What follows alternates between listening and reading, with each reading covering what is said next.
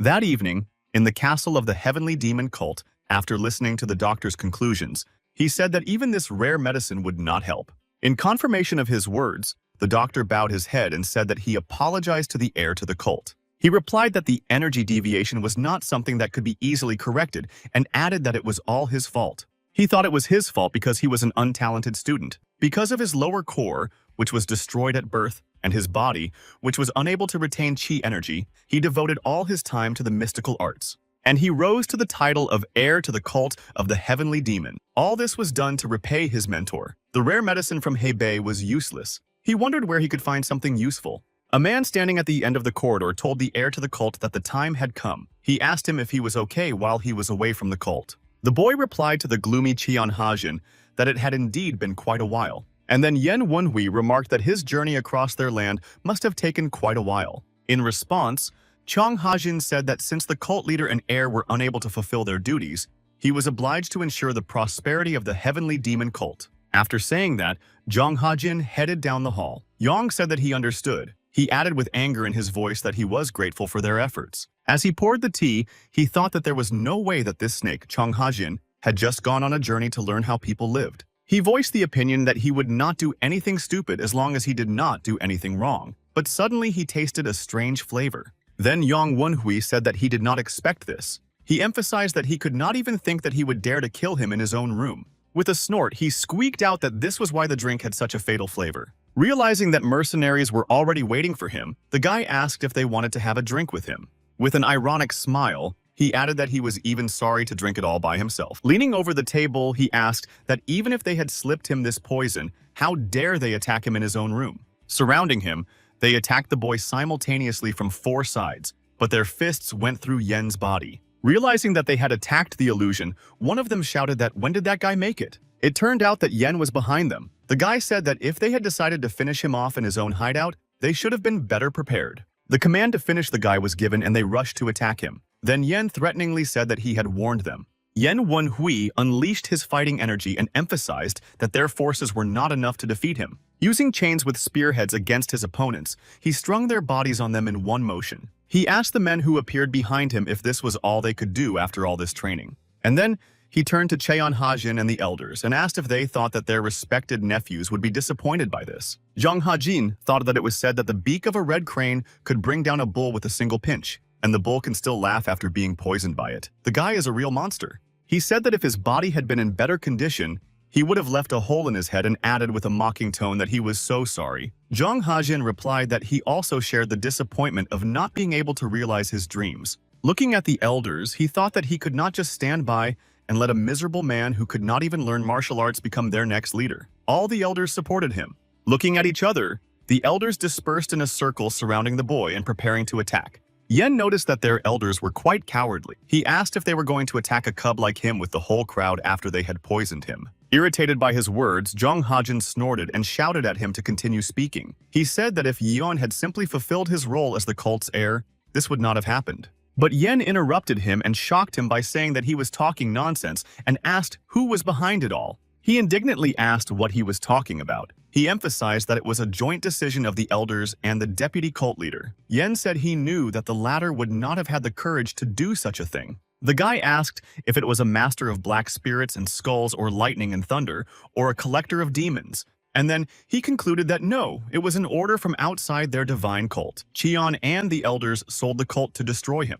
When Yen asked if this master was also in this state because of his actions, Cheong exploded in anger. He shouted that how dare he accuse him of such a thing. After these words, Cheon Hajin rushed to attack the guy he hated so much. When he grabbed it, Yen noticed that, judging by his reaction, he was right. He mentally turned to the master and said that this was probably the price for trusting him. The damned idiot had finally stabbed them in the back. Grabbing the boy by the neck, Zhang Hajin dragged him across the room. And then he slammed the guy against the wall with great force and continued to squeeze his throat. Cheon Hajin said that no matter how much he disliked him, they both trained under the same master, and he's still the current leader of the heavenly demon divine cult. He said he would end his life with his own hands. With a huff, Yen noted that he had already planned it all, and asked why he continued this farce. He had become a puppet of external forces because of his short-sighted mind. These words made him very angry, and Zhang Hajin shouted that how dare he, and that it was obvious that Yun was not going to say goodbye to life peacefully. And then he added that Yun shouldn't worry. He will correct his mistakes and ensure the prosperity of the cult. When he heard what Cheon Hajin said, the boy started laughing hysterically. Jong Hajin's hand tightened around his throat, and the boy squeaked that they had tolerated him for so long and had not yet learned of his true power. The guy said that since they decided to finish him off, he should have remembered one thing. Saying that he had become so talkative before his death, Jong Hajin noticed that Yong's hand was reaching under his robe. Yong Wunhui grabbed the dragon demon sword. Noticing the sword, Jong Hajin asked if he dared to cause trouble until his last moments. Trying to grab the sword, Cheon Hajin asked him again if he thought he would let him pull his tricks. As soon as he touched Yen's sword, a strong energy release occurred, which threw Chong Jin back. Shocked by what had happened, Cheon Hajin asked when he had managed to gather so much mystical energy. Smiling, Yen said that he had put all the mystical power he had into the dragon demon sword, which holds the will of the first heavenly demon. Laughing, he said that he had been collecting mystical energy while defending himself against their ridiculous attacks. One of the elders instructed the others to take up a defensive formation and use their inner energy. Drawing his sword, Yen warned that it was too late. He summoned the flames of hell that burn the soul. It was a force that no one could resist, and it found its victims. The last words that Chong Hajin managed to shout out were the name of Yong Wun Hui. The release of mystical energy was so powerful that it illuminated the entire castle. He thought that no matter how miserable his life was, he did not expect such an ending. A few snowflakes touched his body, and he thought that everything was the same as that day. The snow evoked memories of his terrible childhood and the bullying of his peers. One of the boys said that this time he would feel sorry for the bastard who sees ghosts. The young man threatened that if he said something stupid like that he was carrying an evil spirit again, he would do something to him that would make him feel bad. Someone said they heard that the boy also has a damaged core. An orphan with a damaged core who claims to see ghosts? If it were him, he would have killed himself a long time ago. The poor guy thought he was just telling the truth, but all he got in return was hatred. To survive in such a disgusting world, he had no right to sit still. Grabbing a stone, the boy attacked his offender and hit him. The latter immediately ordered that the villain be caught. Hiding under a stone wall, the guy sighed and said that those scoundrels did not know when to stop. Looking at the demons flying around, he added that they were like lost souls. And then he asked the ghosts when they would finally leave him alone. Suddenly, he heard a voice behind him. The man said he had special eyes. The guy recoiled, wondering when the man had managed to approach, but he didn't even feel his presence. The boy noticed that the man had expensive clothes and an even more expensive sword, and he had run far enough away from crowded places. What if this man had come to get him?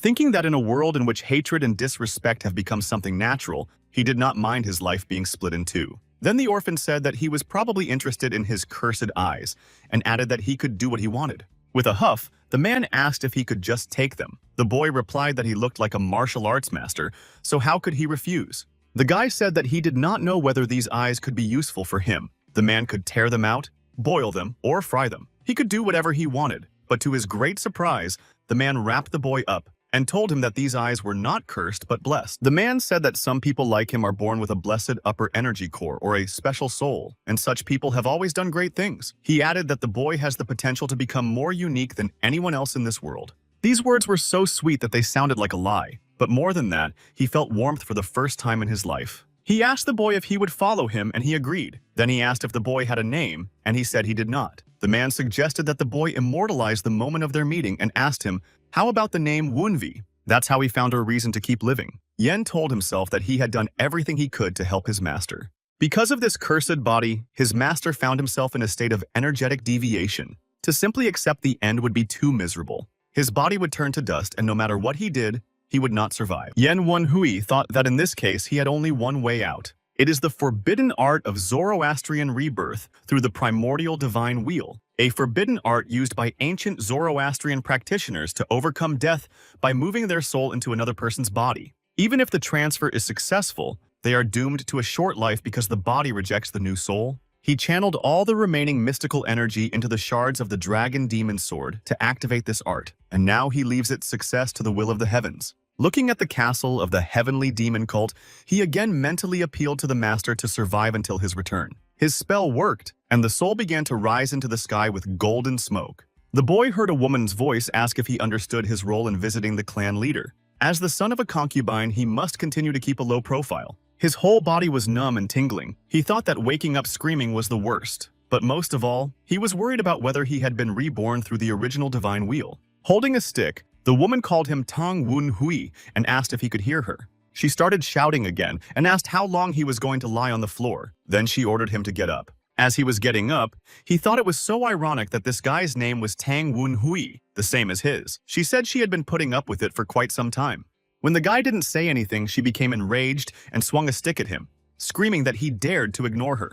But to her great surprise, the guy caught her hand on the fly and held it back, preventing her from hitting him. Squeezing her hand tightly, he said that her breath stank terribly and asked if she could turn her face in the other direction, calling her an old lady. She indignantly asked him how he dared to reject her fair instructions and even called him an old carp. She shouted at him not to even dare to dream of being released until he realized his mistakes and left, slamming the door. The guy sat down and exhaled, saying that he finally had some peace and quiet. He thought that judging by the remnants of this body's memory, this woman must be the boy's stepmother. Rebirth through the primordial divine wheel only works on bodies that have just died or are on the verge of death. Although this boy was not her own son, he could not believe that the boy had almost died from her beatings. In his opinion, his previous life was miserable, but this Tang Wun Hui can compete with it. He said that if not, this body would be barely trained and in a very bad condition. But this body had something that he did not. The guy had a lower energy core. If he can develop the lower core and learn martial arts based on the mystical arts he learned with the upper core in his past life, and at the same time, the power of his eyes to control. The guy corrected himself and said that he had no ifs. He has to. Only then will he be able to protect his master. And to show the bastards who betrayed him and got involved with the heavenly demonic cult exactly who they got involved with. The Sichuan Tang clan is one of the 6 great Murim clans. It is also the ruler of Sichuan Murima. To the west of it is Tibet, where Potala Castle is located. Qinghai is also home to the Kunlun sect. In the south, there is the Jiansang sect, the Temple of the Heavenly Dragon, and the 5 Poisons sect. And finally, to the north of it stretches the front line of the central Murim Plains, which opposes the heavenly demon cult. The vanguard of the Tang clan's troops is led by the Storm Squad. The leader of the Storm Squad is known as the Storm Swordsman named Tang Hosen. Together with the Storm Squad, he founded the 9 Dragons Division, a branch of the Tang clan. The economic and strategic center of Sichuan Murima is the county of the 9 Dragons. The head of the Tang clan, the Dark Lord Tang Mungyuk, entrusted the Tang army to Hosen. Tan Husan had 3 heirs. The mother of 2 of them was Namgun Sunan, his legal wife. They were his first child, Tang Kyujin, and his third child, Tang Yuochang. But the mother of his second son was a maid. The mistake was made when he was drunk, and he was reborn as an illegitimate child of this clan. And even though he is an illegitimate child, he is still the patriarch's heir and a candidate for inheritance. They shouted at him for saying such a thing to the matriarch and forced him to go and beg for forgiveness. He shouted that she had ordered not to bring food to their pavilion. Now they would all starve. Ian could not believe that even the servants were looking down on him. The man ordered the boy to go and beg for forgiveness. Perhaps the landlady would be merciful and give him a lighter punishment. The boy shut him up with a good slap. The guy's slap was powerful enough to knock the big man down. Looking at the guy, he asked what the hell, and added that he was giving him good advice, and if he didn't stop, he wouldn't be able to help him. But the guy didn't stop, and he shouted that if he touched him again, he would be in trouble. He would report everything to the lady. After this statement, Yen gave him a few more slaps until he begged for mercy. Yang told Handsome that he hoped he would do the right thing because he was his mother's friend. He asked him if he understood how he felt. Handsome immediately replied that he would never forget his kindness and would serve him and the other lady tirelessly. Then the guy asked if that meant he would bring everything he needed. He replied that he would and assured him that he would get everything ready right away. After that, the man bowed to the boy and said he would be back soon. Looking at his hand, he snorted and said that he could not believe that his hand was shaking so much because of the beating. How weak was Tang Wenhui? Not only did he have a weak body, but he also had no allies in the clan. This is partly due to the mistress's abuse. He will not advance in the clan at this rate. All he can do is accumulate internal energy and show his abilities. But there is a problem. The clan energy is in this body. Since the cuts of a heavenly demon master are demonic arts, he cannot use cultivation techniques. However, in the heavenly demon cult, there are probably many who came from the Tang clan and spent thousands of years there. This has a bad effect on Tang Wenhua's upper meridian. His body is not prepared at all. Recalling the transfer of energy to the innate strong meridian, he would transfer it to the illusory space and manifest it in full. And a suitable space would be the 1,000-year-old secret archive of the cult of the heavenly demon. Fortunately, using divine reincarnation, he did not lose most of his memories. In his position, the best cultivation method is the poison dragon technique. After being expelled from the Tang clan by a military group that specialized in poison, they became part of the Heavenly Demon Cult. This method of cultivation allowed them to learn the poison art of the demon cult. Instead of using demonic energy, they practiced poison energy, as well as the cultivation methods of the Tang clan as a basis for the use of demonic arts. While the Tang clan is fighting a demonic cult, groups appear in factions that use poison in a special way. He thought that if he used demonic art through the poison dragon method, no one would suspect anything. He said that the problem is that he will have to experience unspeakable pain to get the energy of the poison, and to replenish this energy, he also needs to absorb a higher level of venom. In any case, now that he had used the upper meridian, his cursed eyes finally opened again. Smiling, the guy asked how long they were going to watch like that. He said that he realized that he was quite attractive in his past life, but he would still feel embarrassed if they continued to stare so intently. Deputy Cheon Hajin and the elders appeared before the boy's eyes. Zhang Hajin turned to Yang Wunhui and shouted that people had always said he was a madman. But how dare he speak to him, the vice head of a major heavenly demon cult, in such a tone? One of the elders shouted for the heir to the cult to release them. He threatened that he could not cope with their anger. The guy calmly replied that their reaction made him happy. The elder shouted that how could he be such a bad man even after his death? Another said that they were declaring a rebellion against him. The guy replied that since they had agreed to kill him, they should be prepared for the consequences. He pulled on the chain hard enough that Cheon Hajin fell face first to the floor. When he raised his head, Wunvi asked him if he already knew what he was capable of, or not. Looking at the boy, he saw the Phantom King behind him. It was the same power. The guy told him that if he remained in this state, he would not even be able to reincarnate. Doesn't he think so? He replied that to hell with it. The spirit cried out whether all he wanted was information, and if he wanted all the information he had. But the guy didn't let him finish and denied it. Yen Wunhui said that he has many people who have this information. After that, the boy directed his mystical energy at the spirit of Cheon Hajin, and Cheon Hajin's spirit immediately began to be sucked into a powerful whirlpool. Eventually, a small ball formed in Wunvi's hand, and he told the elders that it was a ghostly sphere. It is filled with images of those who have died and is much stronger than most of the strongest poisons.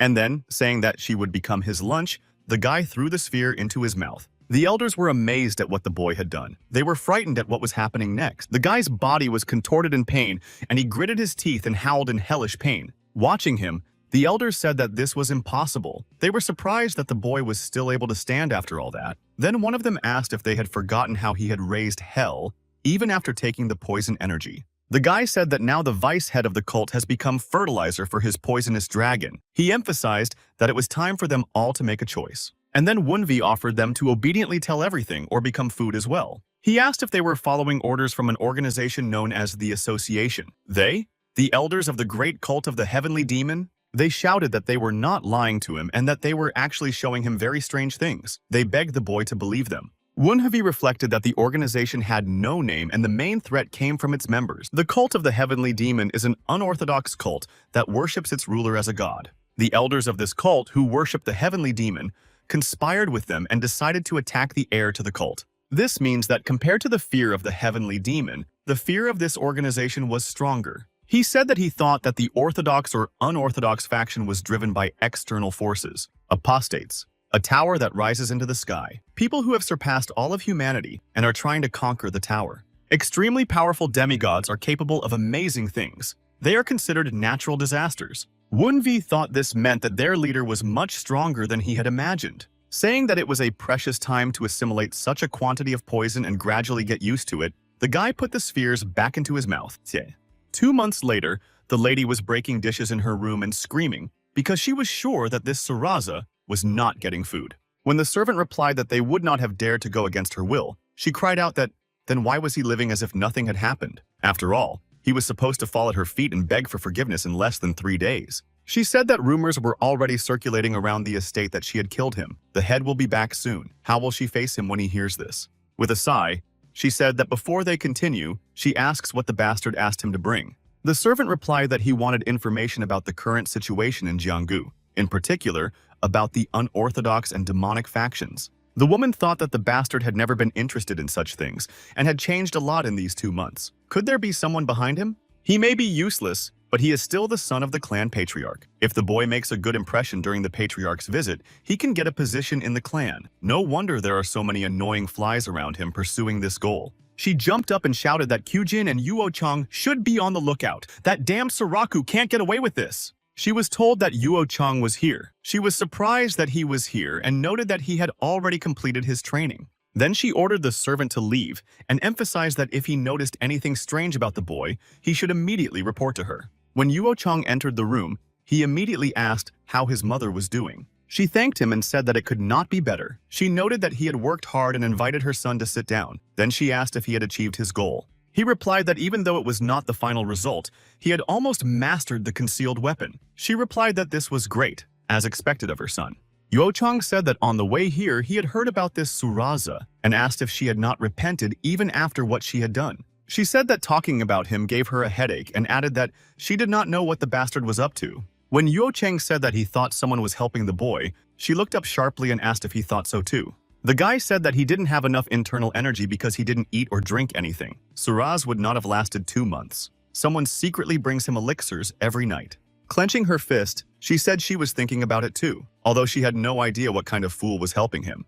Yuo-chang then said that this was why he had to participate in the patriarch's visit. Namgun Sangin asked him why. He replied that if he was playing the game on a large scale, then his patron should also do something. Namgun noticed that this was true. After all, someone has to bring him the elixir to make him strong enough. The person behind it and claiming the praise would definitely show up. Yuo-chang said that as soon as he appeared, they would take them together.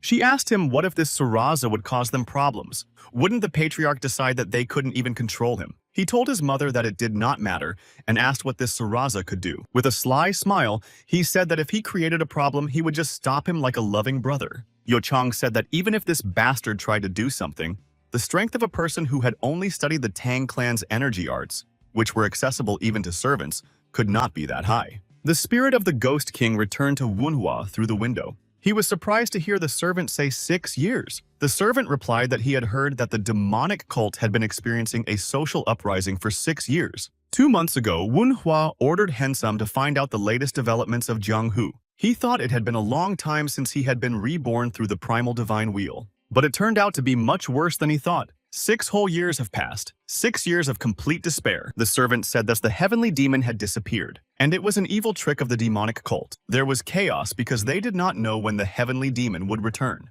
He thought that the master might be alive. At least he had a little hope. Clenching his fist, he thought that although he wanted to go to Tianshan immediately, he had neither the strength nor the information nor the means, especially not information. Having started the training, he continued to think that it seems that the traitors are using all methods to find the master. And since he was not found according to the available information, we need to look further. He came up with a plan for the patriarch of the Tang clan to visit the Nine Dragons clan, Dark Lord Tang Mun-hyuk. There are rumors that the Dark Lord will create a special security unit. If he joins this unit, he will be able to use the Tang clan's network of spies. Then his chances of finding the master will increase. The spider noticed that he seemed to be on the verge of mastering the 12 strikes of the Fierce Tiger. The 12 strikes of the Fierce Tiger is an advanced basic technique taught to wandering warriors. It is a martial art that uses fists, palms, fingers, and feet as a fatal weapon. If one strengthens the body by pushing it to the limit through extreme training, using the poison dragon cultivation technique, and taking a spiritual elixir to purify the blood and channels, one can achieve this. The guy gritted his teeth and said that it was the pills again. The spider replied that he could not help the young master. Security is too strict. Wunvi told the spider that if he was also useless, he would turn him into a spiritual elixir. The spider replied that he had done his best and begged him to believe him. Swallowing his pills, the boy asked what other news there was. For example, where is the Dark Lord? The spider replied that he didn't know when the Dark Lord would arrive, but he would tell him something about Yuo-chang, and if he remembered the name correctly, he had returned. Wunhui then remarked that if Tong Yuo-chang had returned, then the Dark Lord's visit was approaching, so his appearance was logical. As he gathered the pills, he asked if that was all. Spider said he saw his mother and him meeting and discussing him. He asked if Namgun Sonnen and Tong Yuo-chang had a secret meeting about him. Then he asked what they had talked about. When he relayed their conversation, Wunvi summarized that they would try to get rid of him during the Dark Lord's visit. Did they also think he had a secret patron behind him? He said that they must have read too many dramas in their youth, but it's strange that they would recommend him for the security unit. He's been trying to figure out how to get there, and they want to do his job for him. Nevertheless, he does not like the situation. They are still trying to humiliate him. Someone knocked on the door and then said it was Hensum. He told him to come in. When he brought a plate on a tray, the boy asked what it was. Handsome replied that the lady said it was a tonic for him. The boy asked in surprise if the lady hadn't said not to give him anything to eat. Handsome said that she had said that he had already finished thinking, and as a reward for his suffering, she had given him this to replenish his energy. Thinking that this old witch was too predictable, Wunvi said that Handsome could leave it here. Then Hanson said in a frightened voice that she wanted to see him drink it. He thought that she must have mixed in the poison of madness. But since he had already mastered the poison dragon cultivation technique, it would not work. Drinking it, the guy tasted centuries-old ginseng, mixed with flowers and a small amount of madness poison. There is even a purification pill. This elixir is so wonderful that just one dose will help restore energy and even increase it. However, with such a large amount, the elixir will infect the brain with toxins. The boy thought that, as expected, the broth contained poison. The aides were outraged at how anyone could give the young leader poison. That Namgong clan bastard must be out of her mind. How dare she slip this to the master? Shouting at him to shut up, he ordered him to follow the lady and find the sorcerer who was helping her. The young servant replied that it would be done and quickly ran out the open window. Putting the empty bowl on the table, the boy thought that driving him crazy with madness poison and then using magic to turn him into a puppet was her plan. I wonder how good her sorcerer is. The guy said he had already drunk it all and asked Handsome why he was still standing there. He replied that a martial arts master was waiting outside. The lady had sent him. Wunvi was very surprised when the servant told him about the martial arts master. When the boy approached him, he introduced himself as Tan Gong, a martial arts master assigned to train the young master Wunvi. The master offered Wunhua to get along, though not for long. Wunhui knew about the fierce wind warrior Tang Gong. He is the most valuable master of the Storm Squad in battle, and one of the 5 strongest masters in the 9 Dragon Division. But he is so lazy that he stopped fulfilling his duties long ago. Why did he suddenly become his master? Tan Gong said that he was asked to train the boy for 4 days before the clan head's visit. Wunvi thought that he probably agreed because he was too lazy to help with the preparations for the festival. The guy thought that no matter what, this woman would impress him by appointing him a martial arts master, Tan Gong. She gave the impression that she really cared about her stepson, while wanting to capture his mind in order to humiliate him in front of the clan head. He was very interested in what plan she was following. After all, she definitely has one. The boy asked the master what he would teach him. He repeated that he had been ordered to train him for 4 days before the visit of the clan head. The master said that he would not repeat it twice, so he had to watch carefully. After that, the master swept around the boy like the wind, demonstrating the technique. The boy recognized the shadow technique. The master stopped and said that it was the shadow step. Wunhui asked if it was the same one used by Tang Yuochang. Tang Gong confirmed his guess and told him that this was the basis of the shadow steps art used by the young master Yuo Chang. Then the boy thought that she was going to praise her son by comparing him to him. The master continued that the shadow step is ideal for use with poison or concealed weapons. After that, Tang Gong said that he had left footprints on the ground so that he should just follow them. Wunhui thought that Tang Gong moved like a shadow while leaving clean footprints on the ground. He deserves the title of Fierce Wind Warrior. He said that he had shown how to do the shadow steps, and now Wunvi should try to repeat them. And if something is not clear, he can say so. But the guy interrupted him and said that he had learned everything and studied his shadow steps. The master replied that he did not think so. After all, he had never studied martial arts. And the shadow step is quite complicated. It takes about 10 days for the Storm Squad recruits to just learn the form. Even a genius like himself needed 5 days. And to really understand the meaning of the form, it takes 3 months. With a huff, the guy asked if it usually takes this long. The master said that if he understood, he could continue training and then turned around and started walking away. The guy turned to him and repeated that he had learned it. The irritated master replied to Wunhua that this was not something that could be seen once and repeated. Wunvi asked if he wanted to make a bet. He bets 30 silver coins that he has mastered the shadow step correctly. The guy noticed that he was finally interested. Wunvi said that as far as he knew, his monthly salary was about 10 coins. He has to bet at least 3 months of his work to make it a real bet, right? The master said that the shadow step is a priceless martial art created in the spirit of the Tang clan. Should I bet on such a thing? Then Wunvi made a move with his horse, asking the martial artist if he was afraid. Then he came back and laughed that the master was scared. The fierce wind warrior himself said that he needed 3 days, but everything is fine, and he will continue to train on his own. The master shouted at him to stop and said that the boy was good at hitting him, and he added that he would take his money as payment for his disrespect for martial arts. The young man asked the master if he agreed and emphasized that there would be no turning back. When the master confirmed and told him to show him, the guy instantly performed the shadow step. Tan Gong was both impressed and surprised that the boy could easily repeat this technique. Shaking the bag of money in front of the master, the guy asked if he was going to drink tonight, and then he added that maybe he shouldn't spend it. Confused, Tang Gong exclaimed that he had taken his coins too, but that was impossible. The master, furious at his loss, shouted that it was cheating and asked him when he had learned the shadow step. The boy asked what cheating meant and emphasized that he had just learned it. Had he ever had the opportunity to learn martial arts before? The master agreed and asked how he could do it after seeing him only once. The guy asked Master Tang Gong if he didn't believe in him that much. He offered to show him again. Wunfi asked if the master had any other techniques to teach. This one was too boring. Maybe he was too brilliant for that. He told the master that not only were his pockets now empty, but his confidence was too. The master replied that he should wait for him here and he would win back his money right away. Wunvi thought that he was such a simpleton. The master squeaked out that he knew many more complex secret arts than the shadow step. He added that he would see how far Wunvi could go.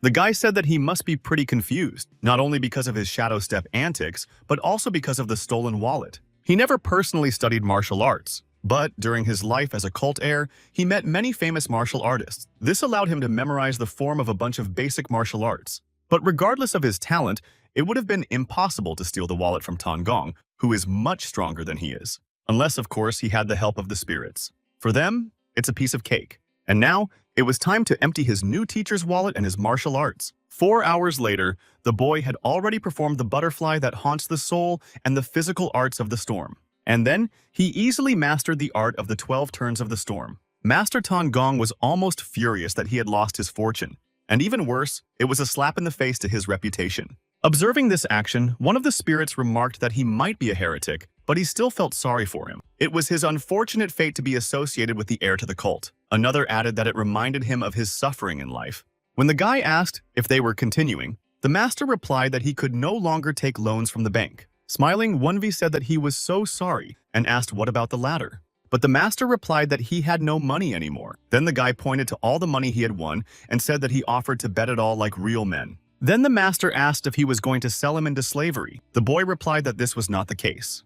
Wunvi said that he had one important art that he could not just copy. When the master heard that the boy was talking about the dance of the storm, he immediately changed his despair to anger. He released his martial energy and turned to the young Wunvi and said that we can talk about other arts, but not about the dance of the storm. It is the soul of the storm squad.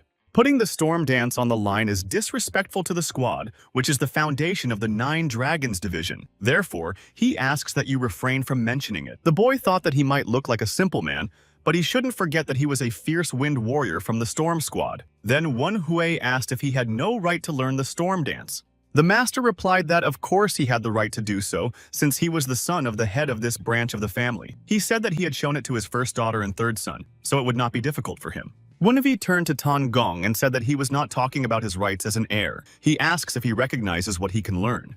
When he remained silent, Wunvi addressed him as the fierce wind warrior Tang Gong of the Storm Squad and asked if he thought he was strong enough to become the Storm. Does he, Tang Wenhui, have the right to continue the mission of the Storm Squad? Shocked by the boy's statement, the master thought about the mission of the Storm Squad. After their terrible defeat, his storm troop began to decline. He thought that maybe they could become a real storm again. 20 years have passed. The mission of the storm he buried in his heart. It occurred to Tang Gong that he did not think he would hear these words from the young master Wunvi, the weakest of the heirs. The master said that my words about the mission of the storm stirred his heart, but he had just offered the storm dance as a bet, so he can't believe that he really means what he says. After punching himself several times in the chest, the guy said it hurt so much. Wunvi said that 4 hours ago when he first met him, if he had asked him to teach him the dance of the storm so that he could continue the mission of the storm, would he have agreed? The guy reminded him that he was going to run away after showing him the shadow step once. The master replied awkwardly that he could not deny it. Then the master said that he was deliberately mocking him so that he would accept his challenge and recognize it. Tang Gong said he had heard rumors that the boy had changed, but he also sees that he was actually hiding his mental abilities and strength. He noticed that the martial arts he showed would have been difficult to perform with Wunhua's body 2 months ago.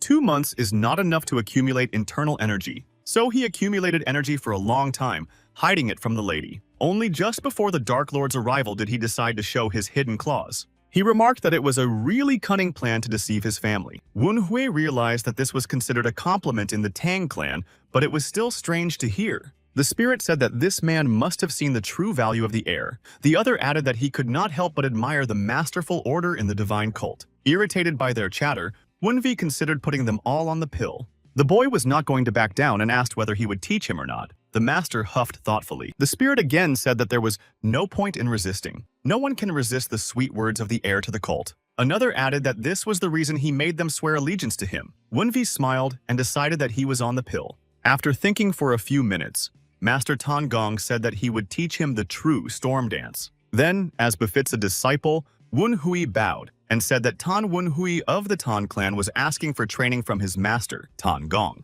A slight smile appeared on Master Tan Gong's face after Wunvi's words. The master replied that the member of the storm squad, the fierce wind warrior Tan Gong, would accept his request. At the beginning, the master said that unlike previous martial arts, the dance of the storm would be difficult to learn so quickly. The guy offered the master to change the bet. They will bet on whether he can learn it by the end of the day, and the loser will buy them food and drinks for dinner. With a sigh, the master asked if he was serious. Then he agreed and said that the boy owed him dinner. He added that he was sure he would win this time. The former members of the Storm Squad have promised not to interfere in matters concerning the family head's legacy. Therefore, even if Wunvi continues the storm, Tan Gong will not be able to support him as the next heir. But for the rest of us, it will mean only one thing. A new storm is coming soon. Someone who can join them on the road and with whom they can have a drink. And to hell with it. He didn't care if he lost the bet. After all, the greater the young master Wunvi, the better for all of them.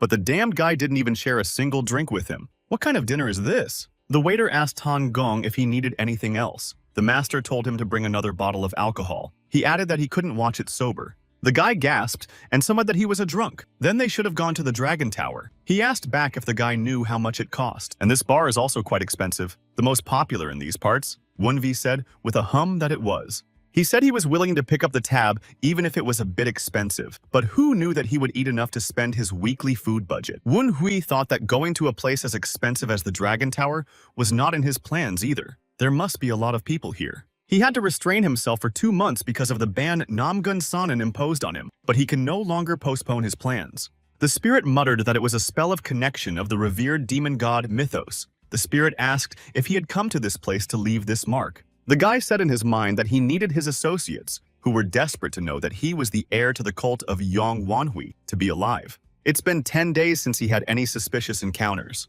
How much longer does he have to sit and wait? Suddenly, he noticed a girl and thought, isn't that a Ching Ching sect uniform?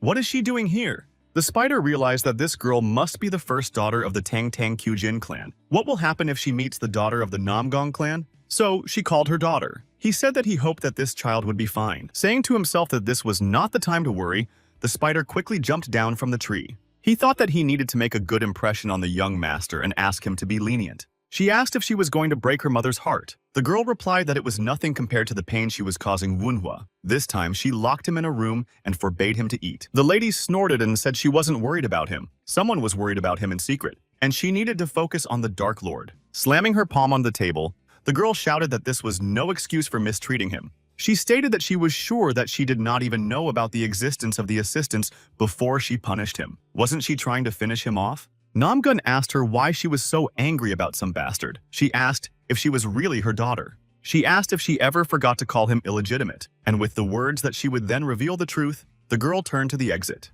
Then Namgun screamed at Kyujin to stop. Abowed Namgun said that Kyujin had always been too soft since she was a child, but it got worse when she joined the Ching Cheng sect. And how is she going to take her father's place in that case?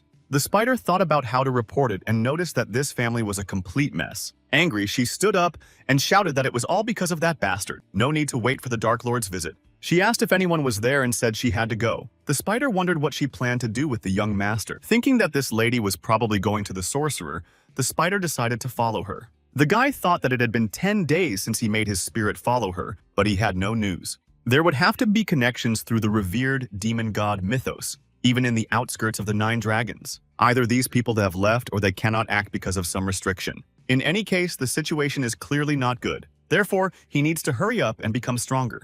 The master praised him and noticed that he was good with weapons as well. He asked if he was still not satisfied. Tang Gong replied that a man from the Tang clan teaches to use weapons instead of hidden techniques and poison, and then he added that this said it all. Wunvi thought that all the people of the Tang clan were so fixated on one path. He said that this flower-throwing technique is a tango technique. That's why the movements are so disjointed. What the boy said surprised Tang Gong, and he was amazed that the boy had noticed. The boy immediately replied that he was a good student. In response to this statement, the master asked him if he was such a good student, why hadn't he learned to be humble? Many sects and clans often have very complex movements in their fighting techniques, because they are trying to express the enlightenment of martial arts in a physical form. However, the Tang clan is known for its hidden weapons and poison. The similarity between these two concepts is sealed in the fact that they both use tools. Because of this, the Tang clan martial arts system ensures that the tool that was used can be recycled and used again in other ways. Even if the martial arts techniques are different, and even if the Tang clan's weapons are not effective, they are never worse than others. Of course, these are only the basics for the effective use of poison and concealed weapons, but the 9 heavenly demon sword he wants to learn is also divided into parts. He believes that if he learns the weapon techniques of the Tang clan, it will help him to better master the 9 heavenly demon sword. Will he be able to make better use of the sword that was only an unattainable dream in his past life? He was really sorry, but the study of poison and other things would be much later. Seeing the boy's sly smile, the master asked what he was up to. Then he told him that Miss Kyujin had returned. Tang Kyujin is the only person in the 9 Dragons division who treated Tang Wenhui like family. A relative who is deeply etched in Tang Wenhui's memory is his sister. Tang Wenhui received many letters from her even after he became a member. Her letters were filled with care and affection for the boy, and he really hopes that Tang Kyujin will maintain a good relationship with him. But the boyfriend is going to become Namgun Songyun's enemy from now on. Will she take his side when that happens? Master said she was going to visit the elders first, so he thinks the lady will visit him tomorrow. Wunhua said that he should hurry up before his sister came. The master asked if he wanted to start today. What did he talk about last time? With a sly smile, Wunvi asked about starting and then said that he had already done so. He asked the man if it meant that he had lasted 10 days without a breakdown. Without raising his head, the man answered his master Tang Yuocheng that of course. Tang Yuocheng said that he was a good man and threw a bag of money to the man as payment. The man thanked him and grabbed the money and immediately left his boss's office. But Yuocheng called out to him and Mu Yong immediately asked if he should get rid of him. The boy briefly replied that he did. He thought that he had taken the poison 10 days ago, so he must be completely poisoned. Even if you tell him now, the bastard will not have time to fully recover before the Dark Lord visits. It looks like Tan Gong is putting a lot of effort into teaching him, but even he took 8 days to learn the forms of the Shadow Step. No matter how hard this bastard tries, he'll barely learn the basic forms before the master visits. Now his sister is the problem. She had a fight with her mother because of this bastard as soon as she got back. There may be problems with the plan. When she turns 30, she will become the official heir to the 9 Dragons division. But my sister is too soft to play that role. After all, she joined the Qing Qing sect and did not study the martial arts of the Tang clan. He cannot be the heir to the 9 Dragons. Therefore, it is only fair that he take this position. Yo Chang was told that a letter had arrived from the White Pavilion. He was surprised, but told him to come in. The servant said that the letter was from the young master Wunvi. He asked him why he was delaying and ordered him to deliver the letter. The postcard said it was for Tang Yuochang. In the postcard, Wunhui called him a bastard and offered him a fight. The guy thought that the illegitimate fool had gone completely crazy from the poison, but maybe it was a trap?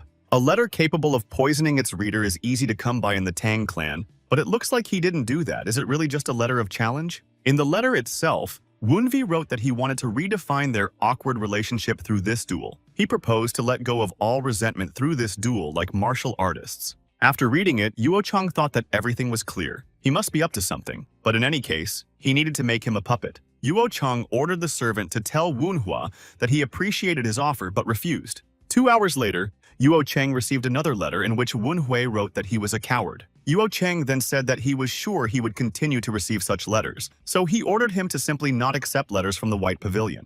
The next morning, the message that Yuocheng was a coward was written on the wall of the pavilion. Seeing the inscription, Yuocheng shouted to the servants to have one of them immediately go to the White Pavilion and tell them that tomorrow at noon in the second training room, he would personally put his head in the toilet. The servant reported what Yuochang had said verbatim. Wunhui then asked why he had taken so long if he was going to accept his offer anyway. The master asked what he had written to him to provoke him, and he added that, although he could guess, Wunvi asked how he was going to become the heir if he had so little patience. The boy asked the master if he was going to stop him. Tangong asked why he was doing this. He said it would be incredibly exciting. Tang Wunhui said that he would then fight his brother and beat him almost to the point of losing his pulse. She shouted at Yuochang that there could be no battle with Wunhui. What is he talking about? Without restraining his anger, he shouted back at his sister that it was the bastard who first started making fun of him, so she should deal with him first. The girl could not believe her ears when she heard this. She asked if Wunvi had started it. That's why she quickly ran to the White Pavilion. But what was this ghostly energy? Now that she was near this place, she could feel it, and these signs are everywhere. Traces of the energy of death and the remains of poison were clearly visible. It looked like the refuge of a madman. These martial arts and ghostly energy? The girl listened to her feelings. Feeling this energy right behind her, she grabbed her sword and turned around. The guy stopped the Kyujin's sword with his hand a few centimeters from his neck. When she saw her brother in front of her, she felt anxious. She was surprised that Wunvi was standing in front of her because she felt a completely different energy. Wunvi noted that this was a rather cruel greeting from his sister. The girl immediately apologized. The girl said that she was going to stop, but did not expect him to try to block her. He thought she was attacking him when he used the poison dragon technique, so he reacted too late. If she reports his poison level and combat ability, his plan is over. It occurred to him that she could have been sent by Namgun-sen to find out everything about him before the battle. Kyujin said that she was very worried about him because of his mother, and added that it was such a relief that he was okay. He thought she looked at him as his master, the only one who cared about him. Wunvi said it didn't look like she was sent by her stepmother. My sister asked me about the energy coming from him. He didn't get involved in any dark deeds, did he? Wunvi asked in response if she was referring to the art of poison he had studied. She huffed and said thoughtfully that it was ghostly energy and poison energy, and asked if it was possible. He replied that it was, and it was all that damned poison.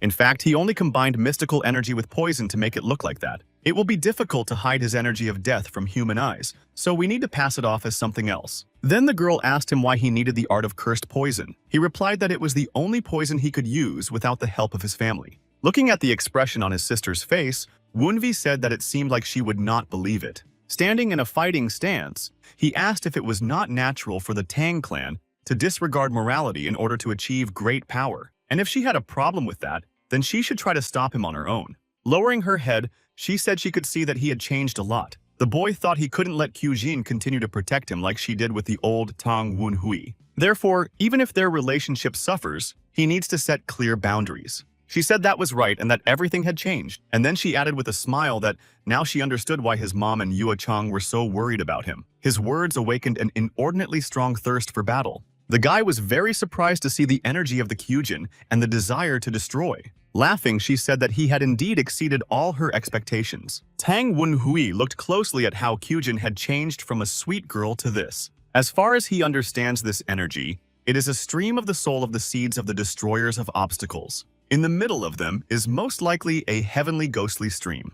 For a while, he doubted why Tang Qijin was the first in line to inherit the Nine Dragons lineage and gave the highest expectations of all the clan's youth to become a member of the Qingcheng sect. Spiritual currents that endow their possessor with unsurpassed talent are considered one of the conditions for becoming a barrier breaker. But as the name implies, the soul currents are rooted in the soul itself. Therefore, they develop together with the carrier, as is the case in the traditional Qingcheng method, prioritizing heart training. Furthermore, the celestial ghost stream is a stream that requires constant battles. This, combined with the Tang clan's teachings that preach doing everything to win, made her an unstoppable avenger. Wunvi said that before discussing his energy, she would tell me about her own. It is quite alarming. Then Kyujin hid her sword and apologized. She said that in the moment she forgot why she had come here. Kyujin said it was rude of her to point the sword at him and interrupt his training, and then she apologized again.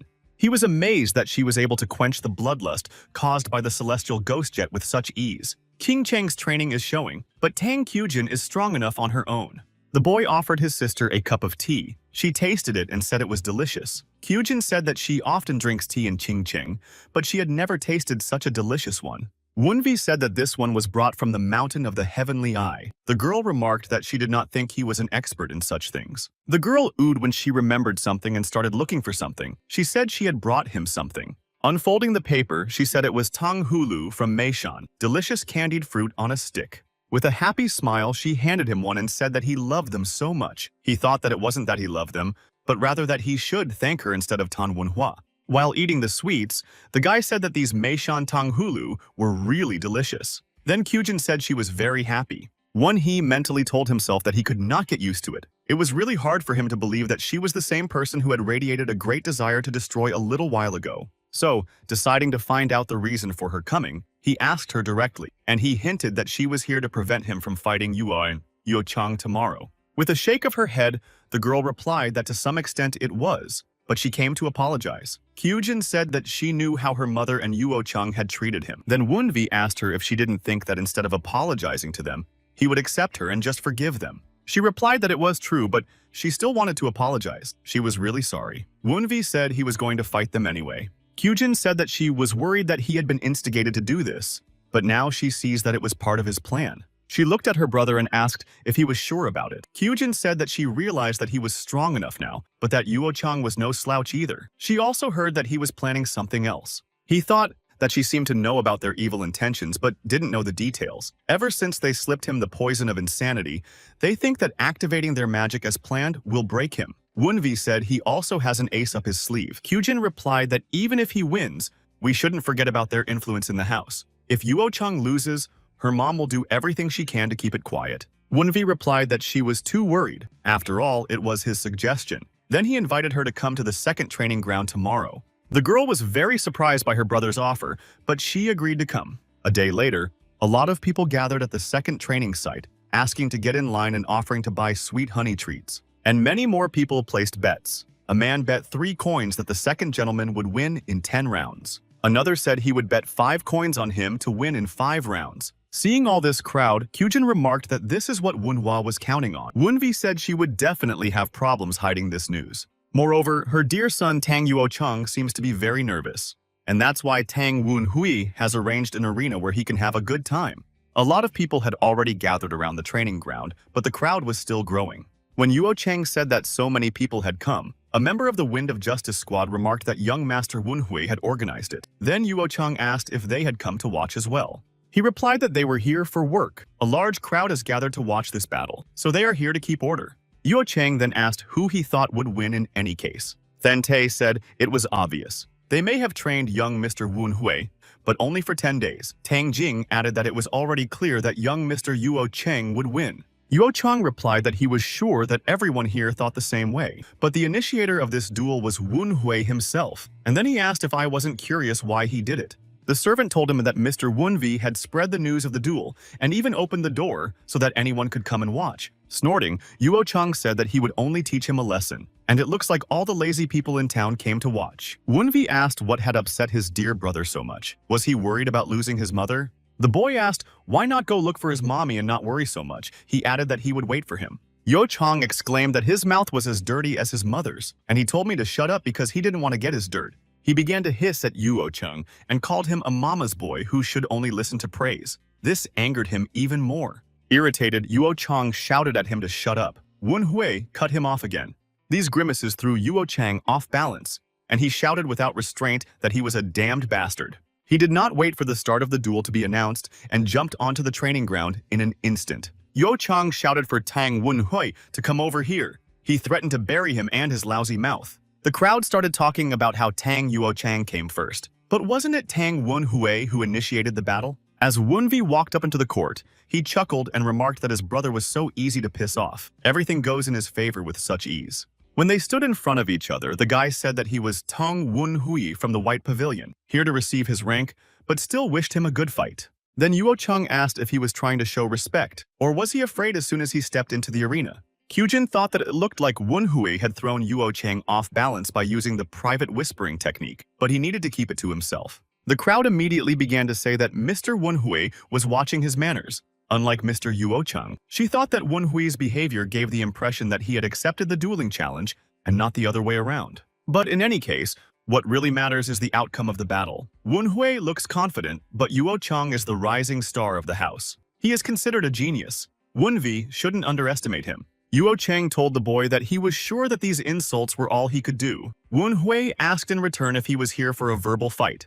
Yuo-chang smiled and said that they were off and added that he didn't know which Wunhui had prepared the dirty trick, but he shouldn't hope to win. Immediately afterwards, he threw something at Wunhua's feet, and smoke came out of the place where it broke. The crowd around the court was in a frenzy. The training ground was enveloped in smoke and nothing was visible. The guy thought that he did not expect this. Using a concealed weapon without any cover would make no sense, but the man was not reckless in attacking him. And even though he considered himself stronger than him, Yuo-chang did not hesitate to attack him from behind. But he did not expect anything less from the Tang clan. Dodging, Wunvi asked if it was the shadow step. Wunhui asked Yuo-chang if he had forgotten that Tong Gong had taught him the shadow step technique. Using the same technique, the guy remarked that he was lucky that he had forgotten. He asked through gritted teeth if Wunvi had learned that too. He added that the boy was still his father's son, even if his mother was a prostitute. However, the shadow step is just a skillful movement of the feet that creates a shadowy cover of qi. Yuo Cheng threatened to show him the true shadow qi.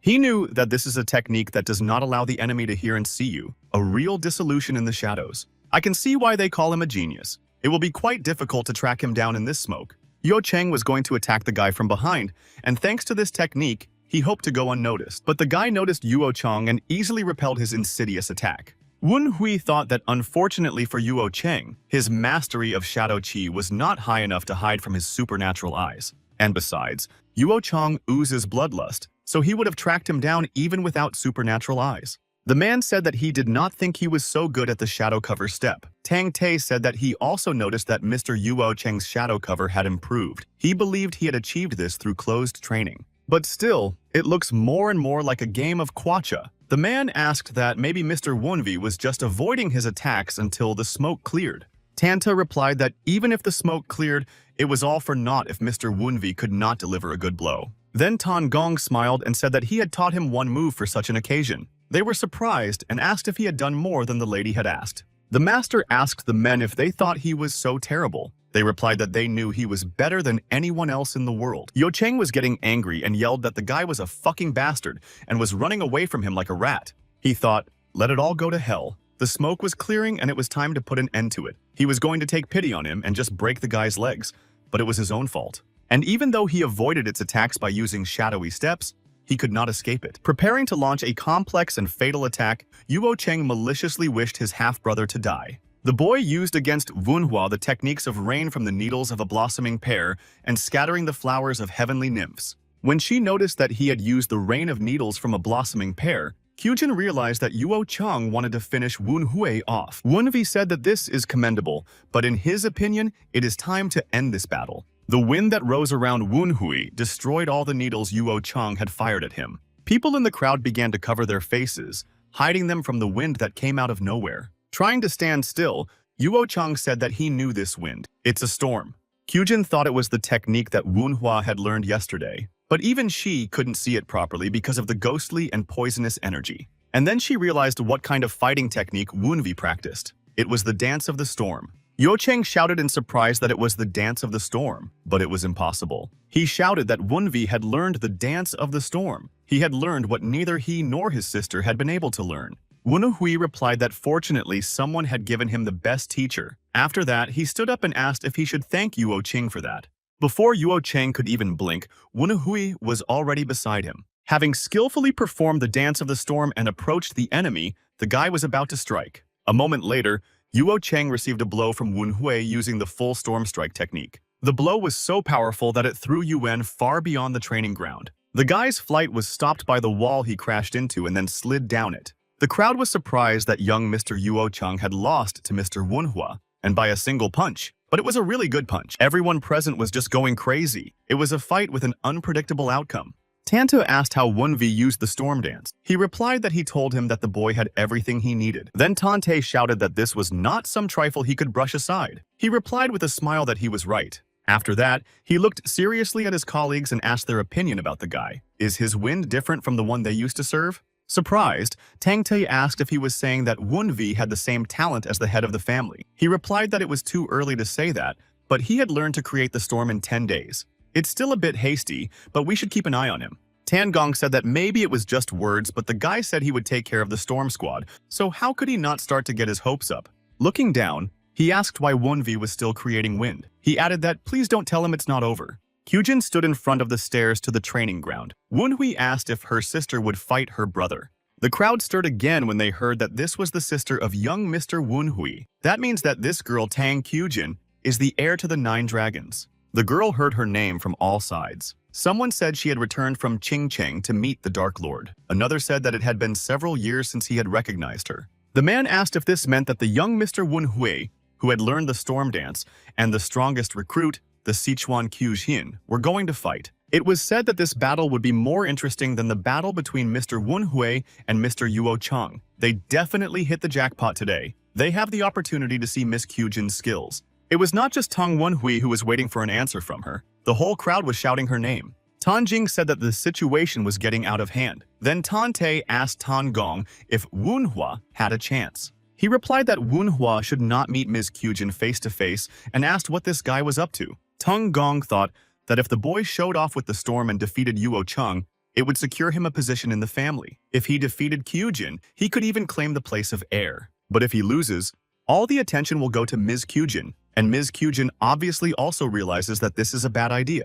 In her mind, Kyujin wondered what Wunhua was up to. If they were alone, she wouldn't have to think about her reputation. But in this situation, refusing would have disgraced her family name. A voice in her head asked her what she was worried about. The guy was asking for it. He laughed and whispered that her heart was thirsty for battle and forced her to trust his desires. She mentally replied that now she needed to worry about Hui's position in their family and apologized to him for his treatment. Seeing the girl's reaction, Wunvi turned to his sister and asked if she was worried about something. Wunvi asked her if she was too worried about a battle that would not lead to death. He suggested that she just enjoy it. Saying that she could hardly hold back, Kyujin jumped onto the platform. The crowd was excited about what was happening. They were excited to see Ms. Kyujin enter the arena. She announced that Tang Kyujin is the heiress of the 9 dragons lineage of the Sichuan Tang clan and a swordsman trained under the Qing Cheng sect. She was trained by Blade Master Wu Wu and specializes in the loner in the world and lightning slicing sword techniques. Her peers from Qianhu gave her the title of Beauty of 1,000 Petals. She added that she hoped for a good battle.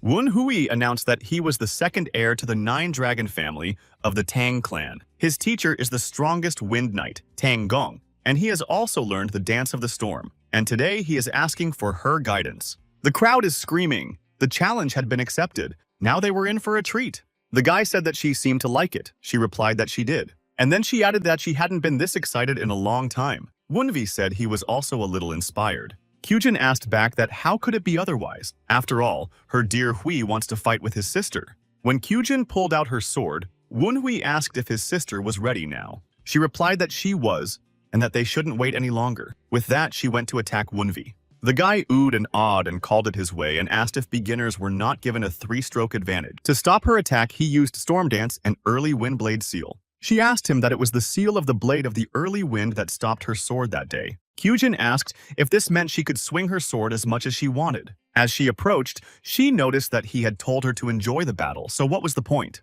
Seeing that Kyujin was very fast, Wunvi decided to use the shadow cover art of Shadow Body Drift. The girl said that he even knew Yuo Chung's skills, and she added that her brother had really exceeded all expectations. Attacking her brother, Kyujin noted that he was not yet quite good at it. The guy managed to block her blow and even bounce back to a safe distance. He asked her if Qing Cheng's sword skills were that strong. She replied that it was not. Kyujin said that he also decided to hide the energy she saw yesterday, and she added that she had her own secrets. Wunvi replied that it was beautiful. Since she said so, he thought he should show it to her. He used the Poison Dragon and Phantom Dragon release techniques. A satisfied smile appeared on the girl's face and she exclaimed that this was it. She shouted that it was the same poisonous aura and the same ghostly energy. The girl told Wunhua that this was exactly what she wanted to fight, and she added that she would allow her to strike, but only one. The boy thought that her aura had changed to the point of being impossible. All of the fatal energy that had come from Azul's ghostly punch had now merged with Qing Cheng's sword aura. He thought it was strange. He felt like he was looking at a demon dressed as a beautiful angel. But anyway, if he is offered the first blow, why not accept it? One punch and he will take control of the battle. Dodging, she noticed that his storm, with which he had defeated Yuo Chung, was now much stronger. Kyujin added that continuing to attack Wunvi, she said that the movements of the storm dance were too broad.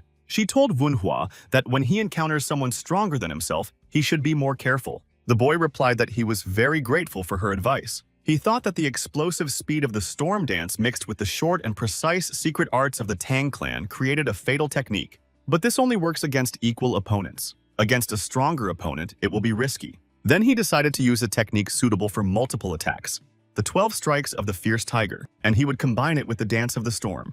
Recognizing the 12 strikes of the Fierce Tiger technique, she was surprised to ask if he had learned that as well. The power of the storm dance is in its speed. He thought he could use the momentum to speed up the rotation used in the 12 strikes of the Fierce Tiger. The guy pushed off of the ground and hovered for a second in front of his opponent. He was going to kick, but Kyujin jumped back and he failed. Wunvi forced his body to speed up with each attempt, saying that he needed to be even faster. She said that she understood that he was trying to maintain the flow of his attacks, but by giving the enemy distance, shouldn't he expect a counterattack? Kyujin used the Qing Cheng Lightning Quick Blade to attack. Barely able to close and repel her attacks, Wunvi wondered if he had been too hasty with his attack. It suddenly occurred to him that maybe it wasn't, and he had an opportunity to break through. He attacked her, but Kyujin dodged. She was very surprised by her brother's sudden counterattack. Smiling, she said that she understood this, and that is what makes the battle worthwhile. Going on the offensive again, the girl asked Wunvi to entertain her a little more. As soon as Yuo Chang regained consciousness, he called out to the man and asked him what was going on. The man asked if young Mr. Yuo Chang was awake. When Yuo Chang saw what was happening in the arena, he said that the bastard not only knocked him out, but was now fighting on equal terms with his sister. Yuo Chang asked the servant if his mother had returned. The servant replied that she had not. Then the boy thought that his sister would not lose. But the longer it drags on, the higher the position of this bastard becomes. And as if to prove it, someone in the crowd shouted with delight that young Mr. Wunvi was not giving up. He thought it was impossible, but what if his sister really lost? He couldn't let that happen.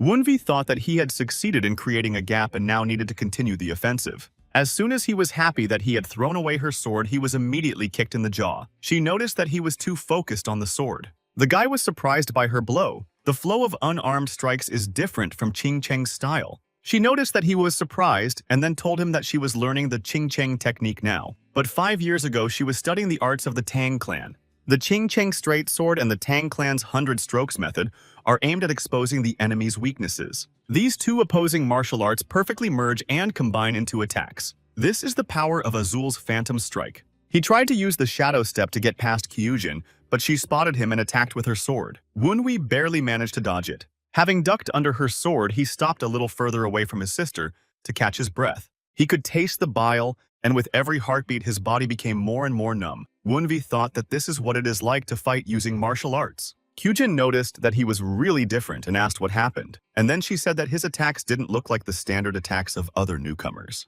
But in reading the enemy and in evasion, he was like an experienced warrior who had fought in hundreds of battles. She watched him closely. When Wunvi got up, he laughed and asked if it was true. He thought he understood the basic movements. As Yen Wunhui, who did not have the combat energy to read the enemy and predict his actions, this was his main fighting style, which was developed on the desire to survive. After all, he was up against martial artists who could finish him off with a snap of their fingers. But he forgot about one important thing when he was practicing martial arts. When he uses mystical arts, he does not use them strictly according to the book, and martial arts are no exception. She asked if he was smiling and said that he had a very beautiful smile. And then she added that it looked like he was up to something. Kyujin said she was curious what her dear Hui would do now. With the words that she would find out soon, she went to attack him again. The guy knew it was a collapsing attack, but Kyujin did not aim for vital organs. The principle of Azul's rhyming strike is to prolong the fight. Combined with her concern for him, this led to a show of weakness. He was grateful for his sister's good intentions, but he had no reason not to use it against her. He used the 12 strikes of the fierce tiger, along with the tearing tiger claw. Dodging the attack, Kyujin noted that it was not bad, but it was repeated. But something puzzled her. She felt the wind deflected by this blow circulate in front of Hui, restricting her movements. The girl was amazed that Wunvi had learned to use the storm's outbreak in such a short time. Kyujin noticed what kind of blow Wunhui was preparing for and realized that it was already dangerous. But it was too late to dodge, and Wunvi's blow hit its target. The energy from the powerful blow covered the entire training ground and even went beyond it. Not only the warriors, but Master Tan Gong himself was stunned when he saw it. And everyone who watched the battle was shocked by this turn of events. Yuo Chang screamed like a madman when he saw what had just happened in the arena. The warriors looked at Master Tang Gong with question and reproach. Not understanding what they wanted from him, Tang Gong asked them. Then Tan Te asked if Ms. Kyujin would be okay. The other asked if he had noticed it too. Tang Gong thought they were all so surprised. Not just because young Mr. Wunhui was so much stronger than they had expected. It was because of the glimpse of light that had just occurred. Looking at the energy in front of him, Wunvi asked his sister if it was fair. In response, Kyujin asked if he had seen it. The girl said she wanted to hide it until she found out about his trump card. She laughed and said that once he had seen it, there was no hiding it. Seeing Kyujin's energy, the crowd cheered that it was Sword Chi. Ms. Kyujin has entered the early peak. No wonder she is the heir to the 9 dragons. Yuo Chang was also cheerful. He happily exclaimed that his sister was smart and he had always believed in her. Looking at the arena, Yuo Chang added that the bastard didn't stand a chance now. Kyujin told her brother that he must have already realized that if she had already started using the sword's chi, she could not let the fight drag on. He said he knew that. It would be disrespectful to prolong a fight with someone who is stronger than you. She said she was sorry. She wanted to enjoy the fight even more and see what he was hiding. Wunvi thought that, as she said, the fight would be over in a matter of minutes. His early wind sword seal that blocked its blade still cannot block the Ching Cheng sword wrapped in chi energy. Since he cannot use his mystical arts, he has only one option. Smiling, Kyujin noticed that Wunhua seemed to have come up with something. He asked her why she thought so. The girl said she could feel it. His heart is beating incredibly fast. The guy replied that he was probably a little nervous. In such a situation, only a man obsessed with martial arts can, but she didn't let him finish. She said instead that only those who are crazy about martial arts can call themselves real fighters. He nodded in agreement and said he understood because he was a fighter after all. After being reborn as Tan Wunvi, he was too focused on mastering martial arts as quickly as possible. But the life of a fighter envied by Yen Wunhui is not like that. The emotions he felt fighting Kyujin. How can he express all that he has learned so far? How well will the martial arts affect his opponent? This is excitement and fighting spirit. That's why he wanted to become a fighter, to experience all this. Kyujin asked if they could continue. She noticed that his breathing was normal. The guy told his sister that he was fine and then added that she could continue. Satisfied with her brother's answer, Kyujin raised her sword above her head to strike. As Wunvi expected, Tang Kyujin aims to end everything in one blow, so he would have to use his most powerful attack in the form of the storm dance. He decided to combine spectral energy with it and then compress it. Wunvi began his defense by creating the Dance of the Storm, increasing it every second. When Kyujin was close enough, he used Thunderwind and Cannonball. He thought that this was not enough to fight a martial arts master at the level of his early peak. But Wunvi ordered himself not to think about any nonsense. Either his plan would work or it wouldn't. Yuo Cheng exclaimed joyfully that he was disappointed that the gap between him and his sister had widened, but that the bastard couldn't get up after such a blow. Kyujin's sword had almost touched him, but Wunvi had been waiting for this moment. This is just a second during which Chi left the Kyujin sword, the moment it turned into an ordinary sword. His plan was successful. Wunvi was able to avoid the blow and break her sword. However, it was not an easy task. The guy mentally cursed. After that, he could not move his arm. Usually you can win simply by breaking the enemy's sword, but that's not the end of it. Since Kyujin is the owner of the Phantom Stream Azula, she will never stop for such a trifle. Of course, this also applies to him. He decided to put all his remaining energy into this one stroke. He continued the Dance of the Storm, adding Thunderous Wind and Cannonball. Kyujin laughed and happily exclaimed that Wunhui was indeed the best. She answered with the Rising Dragon method, the strike of the Rising Dragon, and the waterfall falling from the cliff at sunrise. Tanta squeaked out that they were getting too carried away, and both of them could be seriously injured.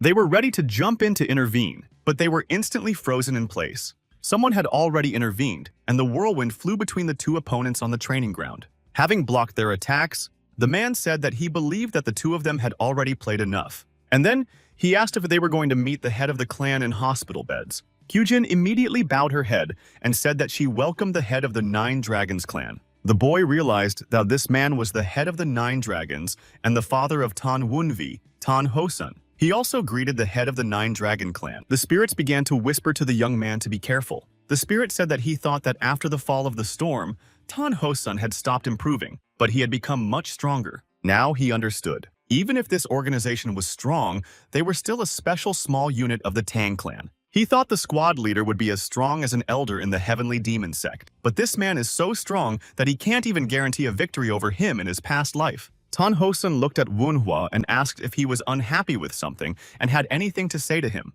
The guy thought that he was staring so hard that the man noticed. So Wunvi replied that he just wondered what he was doing here. In response, Tan Hosun asked if there was a place in the Nine Dragons where he could not go. Wunvi replied that he was just worried that seeing his poor martial arts skills might offend him. The warriors were simply stunned by what Wunvi said to the head of the Nine Dragons clan, and everyone present was amazed that he dared to say anything to the head of the clan. Yuo Cheng, like everyone else present, watched with bated breath, frightened, to see what would happen next. He could feel how shocked everyone was. Even his sister was too stunned. She whispered through gritted teeth that Wunvi had stopped. But he thought it was a pretty reasonable response to such a response to the head, especially from an illegitimate child who is essentially dust. However, after he saw Tan Wunvi's memoirs, he realized that Tan Hosun was a man with a capital M. Tan Hosun replied that he was right. He didn't feel anything watching his fight. Wunhui thought that these were words from his real father, but to his surprise, Tan Hosun said that he had heard that he had changed a bit anyway.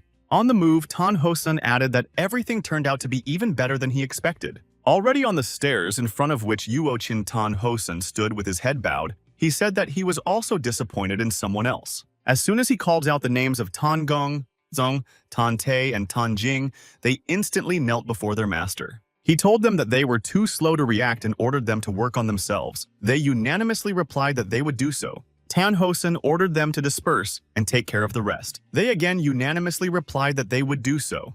Wunvi asked his sister why she looked so depressed. She replied that she felt they were not good enough to get recognition from her father, and then asked how he was. The boy replied that he already was, but the father suddenly became interested in the child he had been ignoring all along.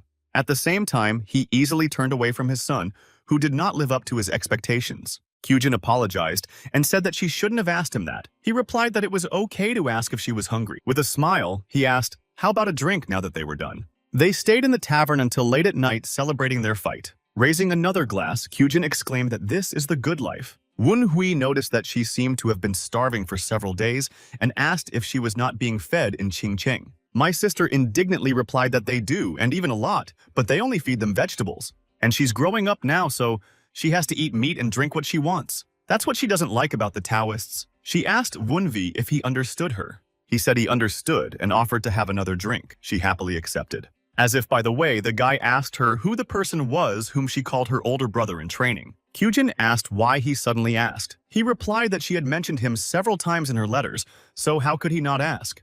He added that she did not mention that he was going to visit the head. Now he needs to know more about him, because they will have to meet. He asked if she didn't think so. She replied that the other one is infected with the bad energy of the Tang clan. Wunhui thought that the fact that Li Chul's son was a disciple of the Qingcheng sect was a precautionary measure, and the reason for the Dark Lord's visit. There are rumors that the Dark Lord is trying to create another specialized unit like the Storm. If this is true, all sects and clans in Sichuan will try to do something about it. The same applies to the Qingcheng sect, with which the Tang clan has close ties. They must have sent him here because they cannot blindly trust Tang Qijin. Or maybe it's actually something even more important than they think. When Wunvi noticed his guest, he waved and exclaimed that they were here. She asked if this was the friend he wanted to invite. Tan Gong said that she should have been gentler on the training ground and added that they took a long time to clean up after them. Kyujin exclaimed that it was Uncle Gong and jumped up from her chair. Tang Gong said he was surprised that she could manifest the sword aura. She thanked him. The girl whispered to Wunhua that she wondered why he hadn't told her he was coming. He whispered back that she hadn't asked. She quickly handed Tan Gong a chair and invited him to sit down, calling him uncle. He thanked her. Looking at the table, Tan Gong noticed that they had ordered a lot of food and added that he hoped it wasn't all on him. Wunhui appreciated the idea and said he would have to try it. Then Tan Gong asked if he had hit his head somewhere. Wunhui poured the master a drink and they drank like old friends. Kyujin asked Wunhua with a reproachful tone of voice why he was so informal with him. She asked if Wunhui knew who he was. Kyujin told her that Tan Gong was actually her father's warrior brother. His uncle saved him from danger during the Qingcheng bloodbath and even received a respected title from the head of the clan. Wunvi turned to the master in a worried voice and called him Uncle Tan Gong. He was very surprised and asked what had happened. The boy bowed and said that he did not know about his relationship with his father and was very impolite. Wunvi apologized and asked him to forgive him. The sister whispered to her brother that he did well. Kyujin whispered that she was sure he would understand if he apologized properly. But from the expression on the master's face, it was clear that he did not quite like it. He shouted indignantly that they had ruined his appetite. Tan Gong turned to Mrs. Kyujin and asked if she had made him do it. After that, Wunhui stopped the ceremony and asked what he thought of the old Storm Squad, the Righteous Wind Squad. Tan Gong asked in response what grade Wunvi would give them. Wunvi smiled and handed Tan Gong a new bowl of drink, saying that it was 10. The master huffed and said that he got it, but it was not interesting at all. Then the boy asked if he was wrong, and Tan Gong replied that he was. Wunvi said he knew that. Wunvi thought that through this fight he had attracted the attention of the old Storm Squad, Tan Kyujin, and Tan Hosen. Now there was another problem. It's not clear what Namgun Songin is going to do before the Dark Lord arrives. It was already late at night. The carriage was traveling along a rocky forest road. He sighed and complained about how long they had to go. The spider said he didn't think it was that far. If they get too far, he might kill them thinking they've escaped. But finally the carriage stopped and he looked around in surprise, asking if they were already there. When the lady got out of the carriage, she said that they had come unannounced and wondered if the master of the temple would be there. When he heard about the temple, he realized that the sorcerer who poisoned the young Mr. Wunvi lived here. He noticed that there was a strong, dark energy around him. So who was he really? The gate opened, and she said that she was grateful for the arrival of Namgun's follower. She said that the temple master had told her to meet Ms. Namgun. She then asked how he knew she was coming and immediately added that his insight was amazing. Then she told him that he was waiting for the lady inside and invited him in. The spider saw that the lady met Jiangxi at the gate. Jiangxi is a corpse that has retained its memories and is capable of critical thinking. And he uses Jiangxi, a creature that is difficult to control even for the most capable alchemists, as a mere servant? The spider noticed that it didn't look like a wizard's house. And he doesn't know if they've talked enough, but you can never talk too much. As he followed them, he thought that he should fulfill the young man's request that he listen to his request. The sorcerer begged and asked for more prophecies. He asked for more light prophecies to be sent to him. Jianxi went to the Stormlord and told him that Miss Namgong had arrived. He ordered her to come in. Namgun said that she was greeting Stormlord John. He replied that he could see she was here because things had not gone according to plan. He said she was full of greed. He said that their God had mercy on those who regularly prayed to him, not on those who only asked him for something. Then she asked, what if this is the one who contributes more to the needs of the church than anyone else? To confirm her words, she opened 2 boxes of silver and asked what he would say now. He replied with a pleased smile that of course he would pardon them. She said that if everything worked out, she would add another box. He replied that as expected from Mrs. Namgun, she knows how to get favor from their god. The sorcerer asked Mrs. Namgung how he could help her. Then she asked if he remembered the request she had made last time. He reminded her that she had asked to brainwash her concubine's child and said that everything was in order. Namgun said that the situation has changed and now something faster and more reliable is needed. She thought he was just a pawn to be used and discarded, but the thoughtfulness of his actions combined with Kyujin's would cause her many problems. Mrs. Namgun asked the sorcerer if he could turn that boy into Jianxi. The sorcerer laughed and said that it looked like she was seriously angry. When he rushed out of the room, he thought they were crazy freaks. He had to tell the young gentleman, if this bastard Stormlord is capable of creating Jiangxi, it will be difficult for the young master to deal with him right now. Behind the fence, the little scout was already waiting for the beasts transformed into Jiangxi. They can combine several species to create unique creatures. The very fact that a sorcerer can create Jiangxi beasts with such ease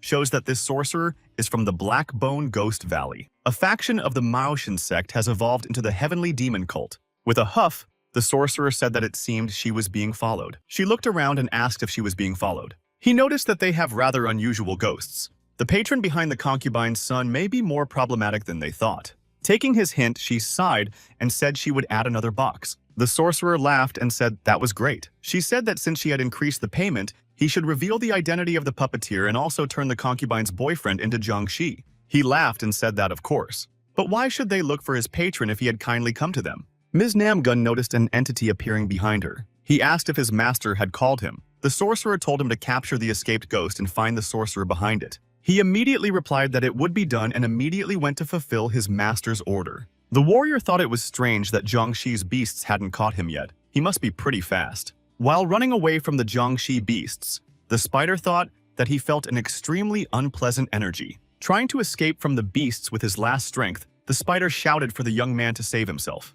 They were talking in the training room of the White Pavilion. Wen Hui asked if she really wasn't going. She said the weather was nice and she would go when she sobered up a bit. He thought that Tang Yuochang, who had suffered a severe defeat, and Namgun Sanan, whose plans had come to an end, would not hesitate to take revenge on him from that moment on. And Tang Kyujin also knows this. Wunvi asked her not to disturb him then. She replied that of course and added that he could practice and not worry about her. Duke said that for someone from the Qingcheng sect, she certainly had a good character. Another added that a person with such a character could be the child of Tang Hosun and a girl from the Namgong family. The guy told them to shut up if they didn't want to turn into magic pills. Clutching the stick in his hand, Wunvi hummed thoughtfully. The spirits asked him if he had a problem. He replied that something had changed in him after his battles today. Previously, when he used martial arts, there was a delay between his thoughts and actions, something like a malfunctioning mechanism. In his opinion, the reason was that he was still new to martial arts. Even if there is a slight delay now, he can definitely feel it decreasing. The spirit told him that he was a senior mentor in the heavenly demonic cult. He asked if he could examine his body. Wunvi replied that if so, he could examine him. The spirit immediately began to circle around the boy. Soon the spirit asked if he had ever heard of accumulated services. Wunvi asked if it was not accumulated energy. The spirit replied that they were different. Usually, increasing inner energy implies a habitual workout, but the enlightenment influence of the family's admiration for the one who trains mainly depends on them. It will grow as you gain merit. The guy clarified that, in other words, accumulated merit depends on reputation. The spirit confirmed that even when using techniques that absorb the internal energy of others, it does not actually increase the internal energy that much. Although Wunhui is a special case and has no clear research, he believes that the merit of Tong Wunhui's body accumulated over 17 years of life, and the new merit he has accumulated are very different, and perhaps the delay he feels is the result of this. In his opinion, the very fact that the delay has been reduced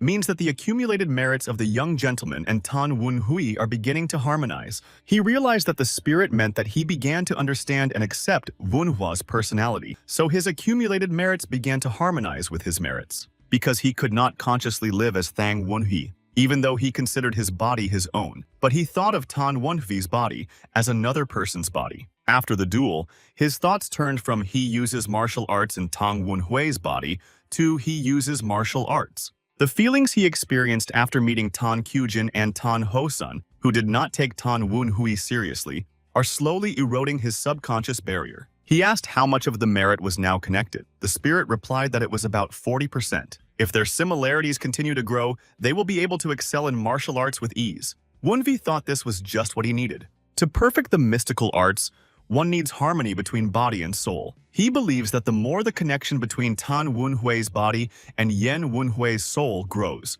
the faster he will reach the same level of mystical arts as in his past life. Tan Kyujin thought about how much had changed. To think that Wunhui was practicing martial arts with such confidence and enthusiasm. Although she was sad and felt guilty that her brother had to change, Wunhui began building his own castle. And from now on, its walls will only grow upward. But Mom will not wait until Wunhui Castle is completed. Her inner voice told her something was coming. Kyujin thought it was just as she had guessed. A strange fog began to gather around the training ground, which Wunhui also noticed. The spirits also noticed the fog and asked Wunhua about it. He confirmed that it was a ghostly fog. He already knew from the style of Kinavari poison making that they were using ghostly sorcery, and it looks like they're finally hooked. He added that now they would see what kind of fish it was. So the trail led him here. According to the Lord's assumption, the patron behind the concubine's son uses a special kind of ghostly magic. Such a person is most likely using a unique magic tool. And since the trail ends here, it means that the sorcerer is somewhere nearby. He laughed and added that he couldn't wait. He noticed that the fog had risen quite high. Phantom fog has the ability to block consciousness. And if he limits it to the formation of a thorny, ghostly fog, it will not matter what happens inside the fog. And no one will notice anything from the outside. Now he needs to find out where his victim is. When he noticed the guy to whom the magic thread led him, he was surprised. He wondered why the thread led him to the concubine's son, who was his second target. Obviously, the sorcerer did not use ghostly magic himself. Instead, he used the concubine's child to activate a technique of the magical arts. Wunhui asked what this fog was and added that he could not see anything. Jiangxi thought that the puppeteer was smarter than he thought. But since the concubine's child is also his target, if he attacks him, the puppeteer will certainly show up. In any case, he won't be able to feel anything around him because of the ghostly fog. If the boy stands still, he will turn him into Jiangxi, even if he keeps all his limbs. Kyujin went up to the training ground and entered the fog. He saw that they were not alone. She laughed wildly and quickly approached the swordsman to attack him. The girl grabbed him and dragged him across the playground, shouting that he was caught. Wunhui looked around and noticed that it was a big fish after all. Who would have thought they would send the fatal swordsman and Gudiao here? The spirit said they were definitely from the Phantom Black Bone Valley, but this guy looks like a third-ranked fatal swordsman at least. The spirit asked if everything was going according to plan. Wunhui replied that a Taoist from the Qingcheng sect would hardly lose to a Jiangxi of the same rank. But the problem is that this Jiangxi was sent by Samgong Sanan. Throwing a pill into his mouth, he wondered whether Kyujin was controlling the situation or simply fulfilling his duty as a Taoist to destroy evil. Now Wunhua can only trust her determination. Kyujin threw Jiangxi to the ground. Jiangxi felt the energy of the Qingcheng sword. He thought that the Qingcheng Taoist on the outskirts of the Nine Dragons was most likely Tang Tuzing. But why is this girl here? Pushing her away, Jiangxi addressed her by name and asked her to listen to him. At his request, Tang Kyujin indignantly declared that she would not listen to miserable demons. She attacked him and screamed for the vile Jiangxi to perish again. Jiangxi thought that he would not be able to cope with her. Even if he achieved his goal, he could not fight at full strength to avoid injuring Tang Qijin. Otherwise, Mrs. Namgun will break the agreement. If this happens, the master will be angry and will torment him. Again attacking him, Kyujin asked Jiangxi what he was thinking about. She used the sword art of Qingcheng Lightning Slashing Blade and screamed for him to die. Jiangxi thought that he could really die like that. He thought that since he was going to die anyway,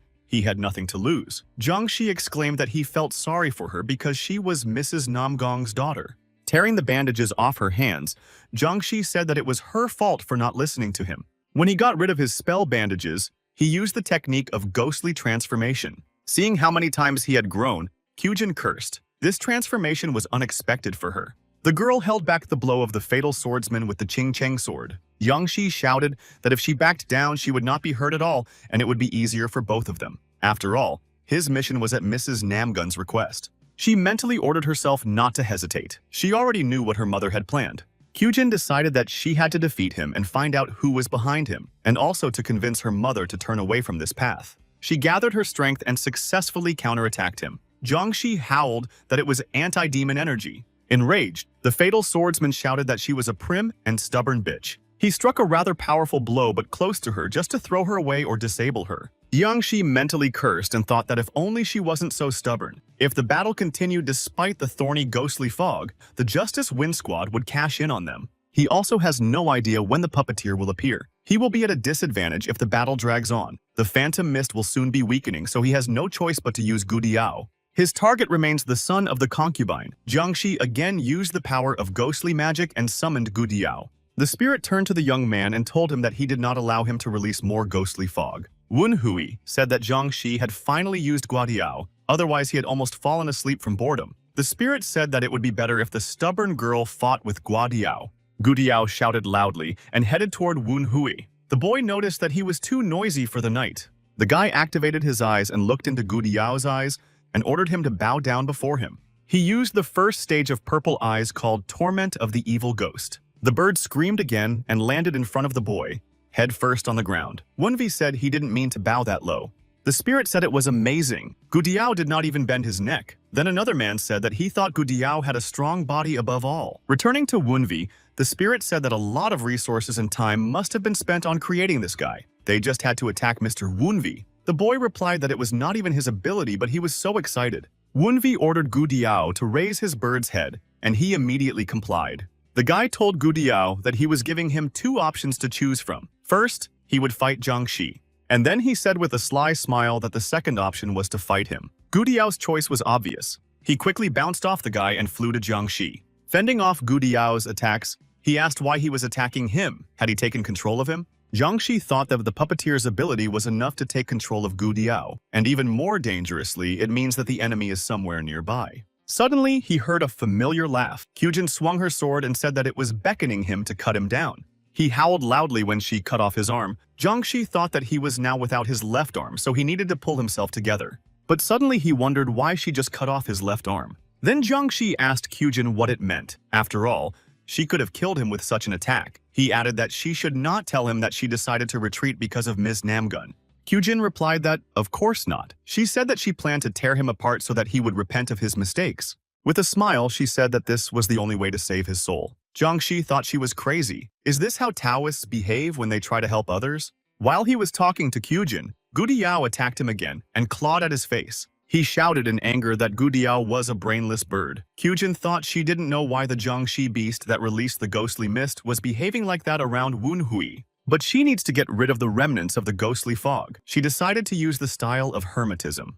In this style, she attacked him with the crushing stroke of evil destruction. Jiangxi noticed that the ghostly transformation technique was dissipating. He realized that it wasn't attacking him, but dispersing the ghostly fog. And if the magic dissipates, he needs to find a way to escape from here while there are still remnants of the ghostly fog. Gathering the strength he had in his right hand, he slammed it into the ground, creating a powerful blast wave. And while this distracted Kyujin's attention, he rushed in the opposite direction in an attempt to escape. But his path of retreat was blocked by Gudiao, who was following Wunhua's order. Kyujin noticed that light began to emanate from the arm she had cut off and realized that it was explosive energy. A moment later, a strong explosion occurred and covered the girl. Kyujin used the energy of her sword to protect herself from the explosion.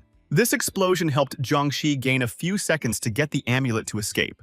Kyujin was not going to retreat and was already flying at Jiangxi with her sword. The blade of her sword was already quite close to Jiaxi's face when he crushed the magic ball. and her sword pierced only the dark haze left behind by Jiangxi after the transfer. With a sigh, she said disappointedly that Jiangxi had escaped and everything was going according to his plan. She warned Wenhua to be careful. Someone was using demonic arts. He asked if she could help him.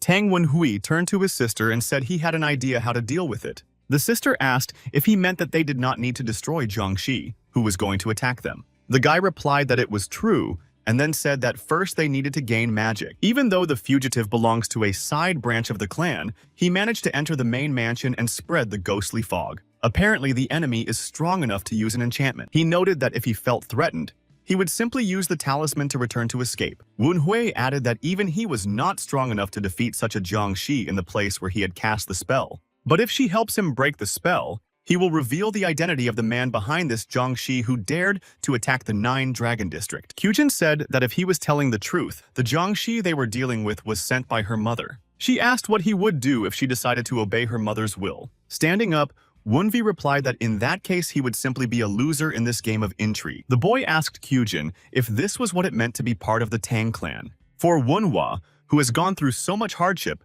the Tang clan is just a bunch of lying and deceitful people. But she is sure that he will realize that not everyone is like that. To do this, you need to try a little harder. When she noticed Gu Diao, Kyujin said that he was the same bird as Jiangxi. Then she asked if he wanted more. Jiangxi stopped deep in the forest. He said he couldn't believe he was running away after a failed mission.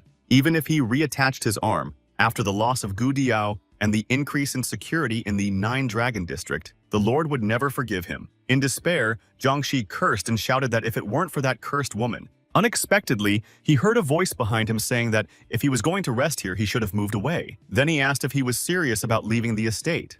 He thought that they had already tracked him down and turned sharply to see who was behind him. To his great surprise, the son of his concubine stood behind him. Jiangxi wondered what he was doing here. Had he been following him? But how? It occurred to Jiangxi that perhaps the puppeteer was pulling the strings. They could track down the source of the thorny ghost mist spell if they could get Gu Diao under control. Thinking that it didn't matter, he decided that this was his chance. If he catches him, he will be able to determine the puppeteer's identity and bring Gu Diao back. He saw a ghostly energy behind the boy and decided that the patron saint had put some kind of wandering ghost to him. But he was interested in the shape of this ghost. It looked familiar to him. Wenhui said that he knew that Namgong Sanyan was completely desperate, but he could not even think that someone from the Namgong clan was an ally of the Blackbone Ghost Valley. Puzzled by the fact that the boy knew this, Jiangxi asked how he knew this information. The guy said that who knows. Wenvi began to be enveloped by some black energy. Then Jiangxi's bewilderment grew even greater. He asked what was happening to him. He was surprised that the boy appeared in front of him in the battle clothes of an evil ghost. Wenhui remarked that if Jiangxi knew about the evil ghost's battle clothes, he must be one of the old-timers. 10 years ago, everyone in the Blackbone Ghost Valley knew about it. It was a sorcerous weapon used by the young celestial demon Yan Wenhui whenever he wreaked havoc. Jiangxi thought that this ghostly energy was an evil ghost. He asked why, of all people, he was the one who possessed such a thing. Wenvi asked him if he really thought he would answer him. The guy added that he had a lot of questions for him. Then Jiangxi said that he really thought he would answer them. Smiling, Wenvi said that of course he would not say anything now, but they would talk after his death. Jiangxi thought that if he really was the heir to the cult, he would finish him off with a single blow. He saw that the boy was going to attack him, but he did not know whether he would use mystical arts or the power of the Ghost King. But he was very surprised that the punch was nothing like he had expected. It was just an ordinary martial art. Yes, it was a simple but very powerful punch. He sealed Jiangxi to the tree. As Jiangxi moved away from the blow, he thought that it was a secret art of the 9 Dragons lineage, the Dance of the Storm. It was strange that the enemy was using martial arts instead of mystical ones. Then he laughed and shouted that he was not the heir to the cult. After all, the heir of a cult cannot use martial arts, and he is a monster capable of destroying a fatal swordsman like him with one finger. He shouted that he did not know where he had seen the abilities of the cult's heir and learned to imitate them. He was unable to finish his thought because of Wenvi's new attack, but this attack was already mystical. Jiangxi exclaimed that these were single intertwined chains. He knew that this weapon was created by the heir to the clan. The guy sniffed in disappointment and said that he had missed by a little bit. He thought that this was really the heir to the cult, but then how does he use martial arts? And how is he still alive? As if reading his thoughts, Wenvi said that this was puzzling. Isn't he a person he knows or not? He asked him if he had time to think about such things. He thought the boy was right. If he keeps dragging Wunhua away, the Wind of Justice squad or a bitch who screams like a horse will come to help. And as long as he knows their identities, he will not be able to escape. We need to somehow silence him. But what if the scoundrel is really the heir to the cult? Wen Hui asked Jiang Shi if he still hadn't moved. Then he asked if it was possible to promote someone to the rank of fatal swordsman these days. He clarified that he meant that looking at the way he drags Gu Diao everywhere with him, one can conclude that he could not have handled even one person. Jiang Shi was outraged by this boy's statement and did not hide his anger. Then Wenvi asked if maybe he should go back. He needed some information, but a guy like him was unlikely to be trusted with it. This was the last straw, and he exploded. Jiang Shi shouted that he would make him regret those words, even if it cost him his life. Enraged, Jiang Shi rushed to attack Wen Hui. The latter mockingly remarked that Jiang Shi had finally moved. Grabbing the boy's head with his hand, he quickly dragged him further into the forest. Wen Hua thought that maybe he was trying to buy time by leading them away from the mansion. But no, that would only hinder him if the idiot got scared and decided to run away. He thought he needed to try everything he couldn't use in the battle with the Kaiyujin. Slamming the guy against a rock, Jiang Shi said that he must have gotten a little carried away. Now, we'll probably have to deal with the body. Jiang Shi said that at least his chatter reminded him of the heir to the devil's cult. But the guy squeezed his hand tightly and said that he finally felt better. He said that if he wanted to rest, he should have at least walked away after using the talisman to return. After that, Wen Hui asked Jiang Shi how he was going to deal with his body with such attacks. He wondered if it was really the battle clothes of the evil ghost of the cult's heir. Jiang Shi tried to attack the boy again and added that it was impossible. He struck the guy again and again, but they could not penetrate his clothes. Jiang Shi thought that he had strengthened his attacks by downloading the demonic essence, but they still had no effect on him. The guy said that even turning him into a corpse with such attacks would take years. These words made Jiang Shi even more angry, and he shouted that he was a fucking asshole. With all the strength he had, Jiang Shi tried once again to break through the boy's defense. Wenvi said that the test of combat clothing for resistance was completed and intercepted his fist. Clenching his fist, the guy said that now it was time to test it in action. With these words, he struck Jiang Shi, and he immediately howled in pain. The blow was strong enough to throw Jiang Shi several dozen meters away. He thought that this blow confirmed his opinion. The boy is weaker than him. His attacks do not inflict fatal wounds on him. Jiang Shi decided that he could defeat him when the evil ghost's clothes fell off, and the mystical energy was exhausted. Wenvi asked what that laughter was about. Is he laughing because his attacks are weaker than he expected? The boy asked if he hoped to defeat the yogi when the battle clothes dissipated. The guy turned to him and told him to listen. He came to him knowing that Jiang Shi was from the White Bone Ghost Valley. He asked him if he really thought he was not ready for this. Then he asked if the brain also decomposes when you turn into Jiang Shi. Jiang Shi replied that he was only so arrogant because he was wearing the battle clothes of an evil ghost. He growled for the boy to show him what he could do in a fight against Jiang Shi. And starting his attacks, Jiang Shi added before his mystical energy ran out to maintain his clothes. Using the art of illusion, Wenvi bypassed the enemy and struck him. After that, Jiang Shi jumped back and noticed that the boy was as nimble as a rat. Wen Hui thought that this attack also did not cause a deep wound. It seems he can't break through the fatal swordsman's defense now. He thought later that he had a lot of work to do, but unfortunately, it's time to end. Wenvi attacked the enemy with the 12 strikes of the tiger. Jiang Shi shouted that he still hadn't realized that his attacks against him were futile. He laughed and said it tickled him. Jiang Shi noted that unlike his combat clothes, his body did not wear out. He told the boy to keep hitting him and that he would soon pay him back. Turning away, Wenvi said that he was worried that if he dodged all the attacks, it would drag on. Wenvi emphasized that he was trying to get them to hit him. He added that he still thought that the brain did not decompose during the transformation process. Then Jiang Shi said that he must have gone crazy being cornered, and he threatened to see how long he could move his ugly mouth. But a sudden cough squeezed Jiang Shi's throat, and he started spitting blood. He was surprised that these were symptoms of poisoning, but how could Jiang Shi have been poisoned? Wen Hui said that ordinary poison would not have worked. Therefore, Jiang Shi assumed that it could be the poison of the lost souls. Pain pierced his body. The guy said that because he was taking all the blows with his naked body, he made sure to hit every part of it, and he added that he wanted him to enjoy it. Jiang Shi shouted that the devilish lost souls dared to eat his body and tried to drive them away. It was a real torture of Jiang Shi's body by the lost souls, and he could not do anything about it. Until the completely exhausted Jiang Shi fell to the ground, the souls did their work. While waiting for Jiang Shi to die, he asked the boy to answer his last question and asked if he was the heir to the cult. Sitting down opposite, the guy turned to Jiang Shi and said that he would not die here. Wen Hui showed him the single chains. Jiangxi was frightened and said that he did not agree. Taking off his battle clothes, Wunvi told the elders that he had to leave. The boy ordered the elders to teach the newcomer how to obey him. They immediately, humbly replied that they would do as their lord commanded and hovered over Jiangxi. Returning to the estate, Wunvi said that it was not that easy. Perhaps it was because he was not yet able to do it on a subconscious level, but he had problems with the magical and mystical fields that required a lot of time to prepare. He decided that he needed to practice more martial arts and improve his skills in mystical arts. Clenching his fist, he told himself that he needed to work even harder when he suddenly felt that he was being watched. The boy looked carefully at the mansion. He wondered if they had seen everything.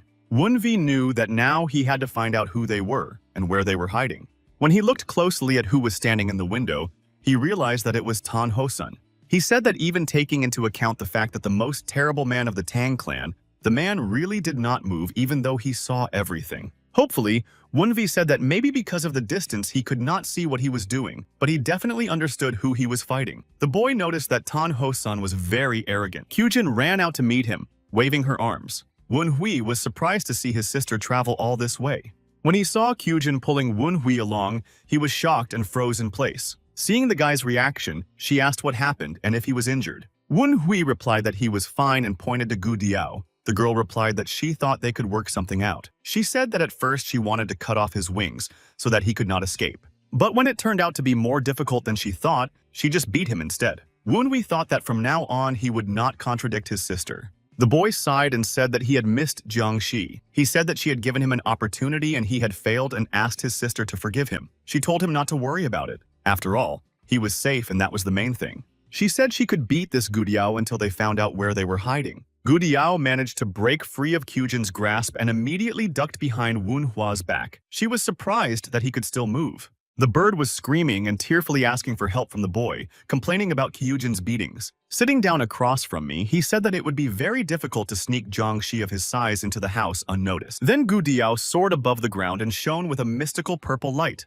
A few seconds before, the big Gu Diao had turned into a small bird. Wunvi was amazed and asked the bird if he knew how to use the mystical arts. The guy told Kyujin that he would keep him in the white pavilion, and then he noticed that she was probably tired and suggested that she get some rest. Kyujin replied that he was right and that the intruder was over, so she would leave. She turned and walked back to the mansion. As soon as she returned, the friendly smile disappeared from her face. Kyujin was plagued by suspicion. He concluded that it meant that his master was the cursed mentor of the White Bone. Jiangxi confirmed that he was. Wunhui remarked that he hadn't seen the old man in a long time.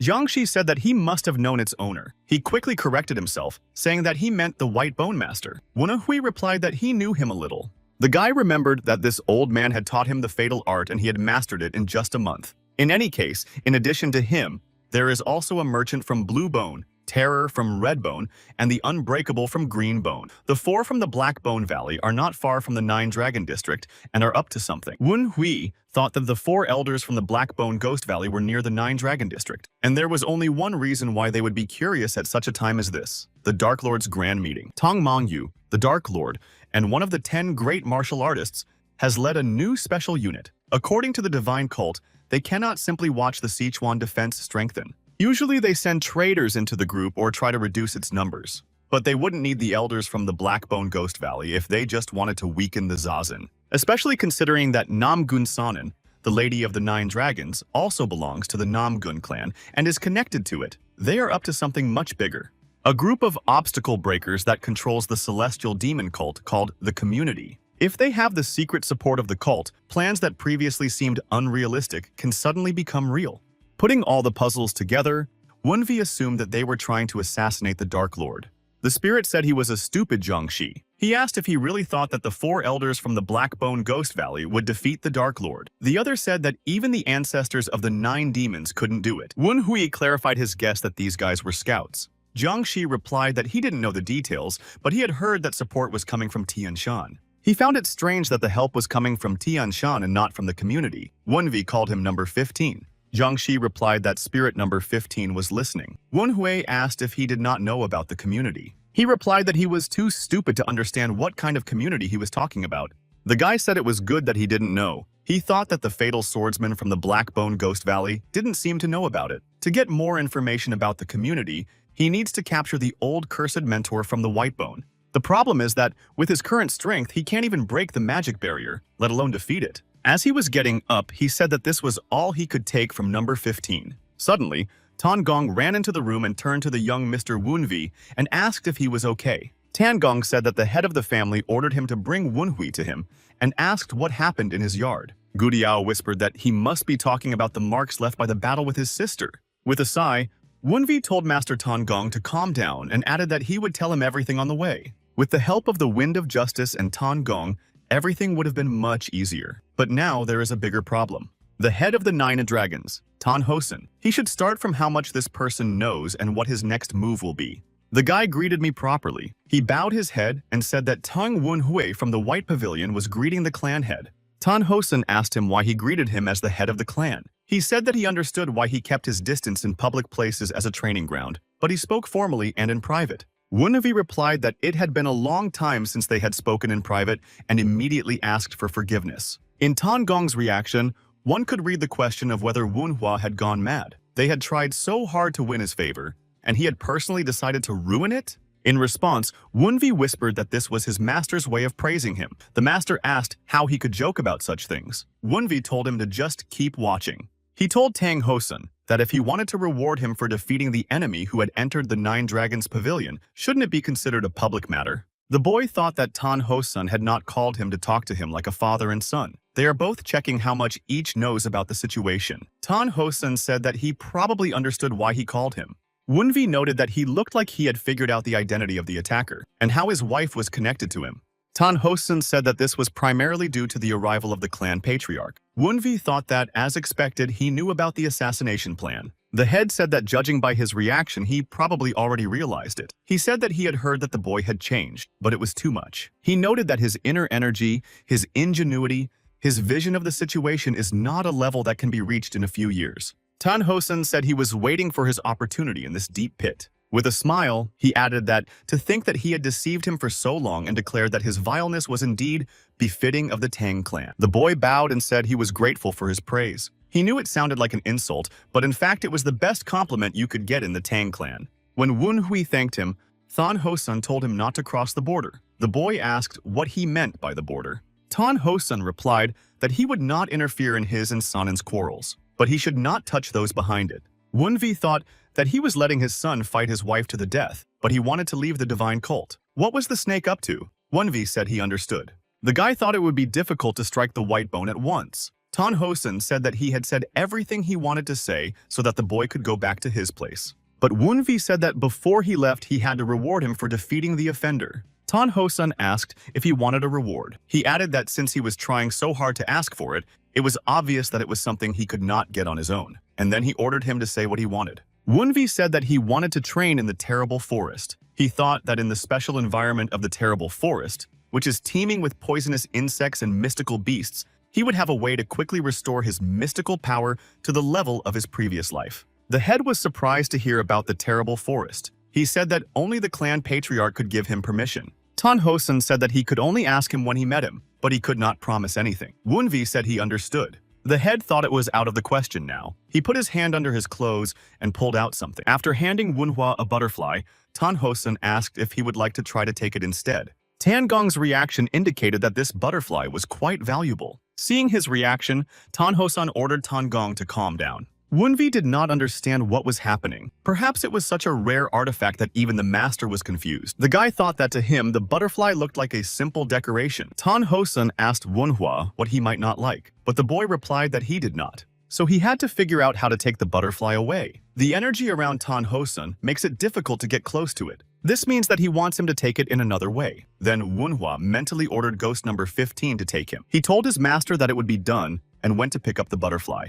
It seemed as if the butterfly flew off Tan Hosen's hand and headed for Wunhua. In a moment, the red butterfly was in Wunhua's hands, who had no idea what it was. After that, Tan Hosen said that he now belonged to Tan Wunhua and turned to leave. Tan Hosen called out to Tan Gong to come with him. He was still shocked by what had happened. Wunvi stared at the trail of his master for a few minutes without understanding anything. Wunvi began to look at the butterfly on his finger and asked out loud what it was. The spirit said it looked like an expensive piece of jewelry. Another added that knowing these people, it could be a concealed weapon. Angry, Wunvi squeaked that who was asking them at all and ordered them to leave. The spirits immediately rushed to fulfill their master's will and flew away from him. Tangong asked the head if he was sure about it. After all, this artifact was very valuable to him. He replied that he used to be, but 20 years had passed since the Storm Squad had disintegrated, and the Nine Dragons clan had been founded. The main thing is that Wen Hui said he wanted to inherit the legacy of the Storm Squad. Then Tangong said that this was why he had given the blood butterfly to the young master Wenhua. He thought that Tang Hosun must still be regretting not achieving the goals he had set for himself with the Storm Squad. Tan Hosun said that he showed this artifact to his other children as well, but neither Kyujin nor Yuo Chang were interested in it. The head noted that Wunvi had somehow managed to get hold of the blood butterfly. It was as if the Storm Squad itself wanted him to take it. He emphasized that if he did, then perhaps the boy is able to unravel the secrets of the blood butterfly.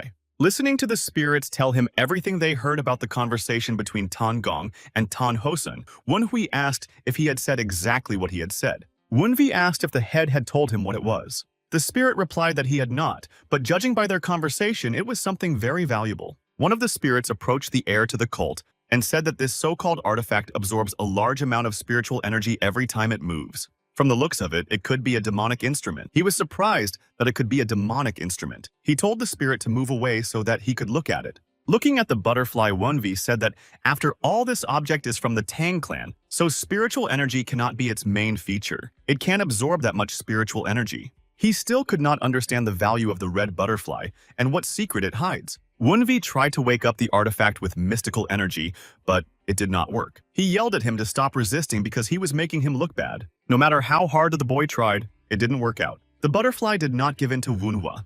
In the morning, Wunvi woke up with a heavy head. With a sigh, he said that he was so upset about the blood butterfly that he couldn't sleep properly. Stretching his neck, the guy said he would probably deal with it later. Though if the cursed white dice master finds out about yesterday's failed attack, he will definitely make a move. Recalling what Tan Hosun had said not to cross the border, he thought about it. Tan Hosun's warning forbade him to act recklessly. While pouring tea, he thought that there was no way to disrupt the enemy's plans without fear of Tan Hosun's interference. He did not think that such an opportunity would appear immediately. He might have to wait. His thoughts were interrupted by Gu Diao's cry, who jumped out from under the table to remind him of himself. Thinking of him, something came to him. But Gu Diao may be strong, but he's not strong enough to fight several fatal swordsmen. But if he is going to use it, he needs to make it even stronger. Using his own blood as a mediator and the eye of the deceased, he will transform it into a purified artifact containing the knowledge of the Ghost King. Wunvi decided that he would call this blood sphere the blood of the Phantom King. One of the spirits exclaimed that it was the famous blood of the Ghost King. Then another said that he didn't think he would ever be jealous of someone's heritage. Another one indignantly told him to keep his dignity. Even for ghosts, such behavior is not dignified, because it contains the knowledge of the Ghost King. This blood is an unrivaled medicine for those who use demonic arts. Wenhui asked if Gu Diao wanted to try it, and he squealed happily. But Wunvi asked why he should give it to him. What did he do to deserve it? With a sly smile, he said that perhaps if he told him the location of Jiangxi's beast farm in the Blackbone Valley, he would give it to him. Gu Diao nodded his head as a sign that he would fulfill his master's request. Then Wen Hui said that it was very good and held out the blood sphere to Gu Diao to eat. As soon as Gu Diao ate it, he regained his previous shape and even grew larger. Impressed by the result, the spirits remarked that it was incredible that Gu Diao had been reborn. This is probably the legendary Jew bird, which announces the arrival of the demon army. The boy asked the bird how it felt to be reborn. He added that he would be more useful than a spider if he wanted to be. Wunvi used his powers and summoned the spirit of a man who was surprised to find himself here. The spirits were surprised to see Elder Huang. One of them asked if his soul had not been destroyed. Elder Huang turned to the heir to the cult and asked why he had returned it. Then Wan Hui answered Elder Huang that he had 3 reasons for his return. The first reason for this is his loyalty to the heir to the cult, i.e., him. Most of his subordinates cursed his name when they were on the verge of death, but he distinguished himself. This is also related to the second reason. Huang is still clinging to the hope that he will protect his daughter. He said that he still doesn't know her name or even what she looks like, so Huang has to find her personally with his own hands. And then he said that the third reason is simple. Ghosts are easier to control than idiots. Huang thought he might have left the third reason unsaid.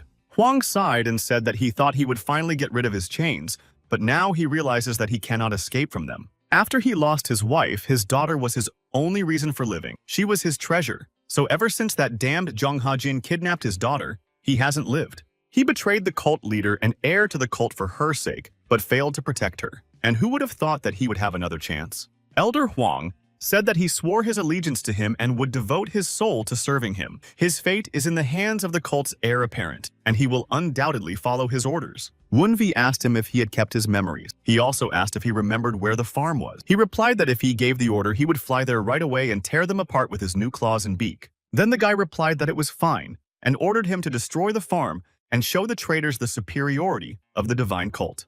Gudiao answered his master in this way and immediately flew off to fulfill his order. He thought that if he started destroying the farm, the White Bone Master would be distracted from him, and that would give him time to think. The carriage with Mrs. Namgun Sanan arrived back at the estate only at dawn. Ms. Namgun entered her office sighing. She said she was so tired after her overnight trip. She saw a sheet on the table and thought it must be Young's report. Namgun Sanan thought that if the corner was bent, it must be something important. The report said that a duel took place between Wunvi and Yuo Chang, and that the latter won. The boy even fought with his sister Kyujin, and their battle ended in a draw. And before all this, the head of the Nine Dragons clan, Tang Hosun, was watching these fights. The lady was shocked and outraged by the news until she heard her daughter's voice behind her. Kyujin asked her where she was. She happily asked Kyujin what brought her here at such an early hour. And then Namgun replied that she had some urgent things to do. Kyujin said that it was so urgent that she couldn't tell her. Kyujin said that Jiang Shi, who had been sent specifically for Wunhui, had entered the estate at night. Namgun immediately said sympathetically that it was a nightmare. And she thought that the man she saw yesterday must have gotten even with that bastard. She doesn't like the fact that Jiang Shi's intrusion was noticed, but she'll take it. But to her great surprise, Kyujin said that she had fought with him. Namgun was frightened and asked what Kyujin had just said. She immediately rushed to her daughter and asked her why, and if she was injured. Kyujin replied that she was not injured. The girl said that Jiang Shi had mentioned Namgong and hesitated to harm her. Namgun was boiling with anger. She thought about what these idiots had done. The woman told her that everything she was doing was for her own good and for Yuo Chang's, and this illegitimate child is just a hindrance. Kyujin asked if she hated Wunhui that much. Is her hatred so strong that she is willing to use Jiang Shi's help when her daughter is part of the Qingcheng sect? Kyujin told her mother that if she did not intend to leave the path she had chosen, she would have to stop her even if she had to use force. Confused and frightened by her daughter's words, Namgun said that she did not understand how she felt. She did not understand how her daughter could not understand her. And all this because of this bastard. She should have taken care of it before it got this far. Namgun decides that she needs to go to the temple immediately. She has to do it for Kyujin's sake. Tang Gong told Wunhua that he had no lack of courage. Then he asked if it was necessary to walk here after what happened last night. Wunhua replied that Tan Gong could come back if he was going to whine. But the master said that he had to follow orders. Wunvi said that he should stop chanting then. The guy asked if they were there and Tan Gong said yes, and told him that this was Lu Ban's forge. Wun Hui thought that Lu Ban was the god of crafts and Taoist techniques. Using the name of a legendary figure is quite presumptuous. When they entered, Tang Gong asked if the owner was inside. They recognized him as the fierce wind warrior and replied that the owner was here. The man looked out and asked if the loser was here, and Tan Gong said he was right there. The master asked for permission to introduce them and introduced the man as the owner of Tan Chug Yen's forge. Wunvi bowed and said that he was pleased to meet him, but the man wouldn't let him introduce himself and interrupted him by asking if he was the second son of that cold bastard. The boy replied that he was, and his name was Tan Wunvi. He recalled hearing that he had known the family since the days of the Storm Squad, but he didn't realize they were so close as to call Tan Hosan the cold bastard. Tan Chug Yen asked why they had come. Was it just to meet him? Tan Gong replied that he needed to do something for the boy. He replied that he already had a lot of work to do. The man told Wunhua that he had probably come here because he was not satisfied with what he had been given in the Nine Dragon clan. He said that he would do whatever he wanted and told the boy to leave the blueprints and leave. Wunhui noticed that he already had a to-do list. But it makes sense because everyone wants to make sure their weapons are in order before the Dark Lord shows up, and he wouldn't have gone through that door if Tan Gong hadn't been with him. The boy turned to him and said that the drawing was quite complicated and that he thought Tan Chug Yen would need an explanation. He asked indignantly what kind of a boy he thought he was. He said that he would do everything perfectly even if the drawing for the concealed weapon was a complete waste of time and emphasized that Wunvi should not worry. Then the boy said he wanted a sword, not a concealed weapon. Tan Chug Yen was surprised to hear about the sword. Tang Chug Yen asked what he needed the sword for. Was he going to become a Taoist from Qingcheng like his sister? Master Tang Gong was furious and attacked the boy, asking him if he had come with him for the sword and not for the concealed weapon. Why?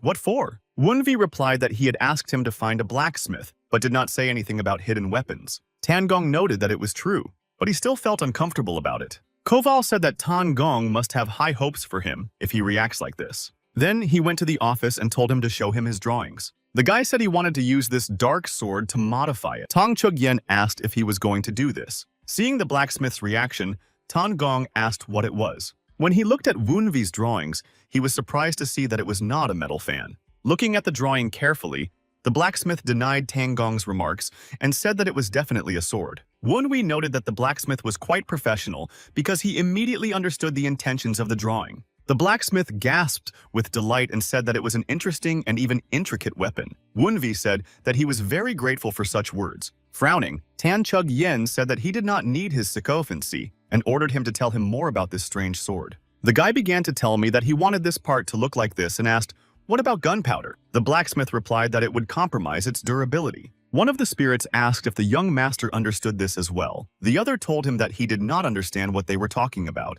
The spirit noticed that the young master said it was a sword, but it was clearly shaped like a fan, and another said that he heard the word gunpowder. But why would there be gunpowder in a sword? Is this some kind of secret of the Tang clan? But pointing to Tan Gong's thoughtful face, he replied that he didn't think so. After all, it seems that this guy also does not understand what is happening. Tan Chug-yen asked him if he was a little stingy. Wunvi replied that he was more like a very ambitious person. Then the blacksmith said he would have to do it himself. He was surprised that he would take on the job himself. The man said that this sword drawing would be difficult for his students. Wunvi thought this was his chance. He fell to his knees and bowed low, saying that he wanted to show the sword he had made during the visit of the clan patriarch. It would be a great honor for him. Koval was very embarrassed by these words and said that there were only 20 days left before the visit. The guy asked if it was impossible. He replied that it was not, and that he had his own schedule. Then the guy said he understood and that it would probably be very difficult for Tan Chug-yen. He immediately replied that it was not difficult. Then Wunhua said that his request was too difficult for him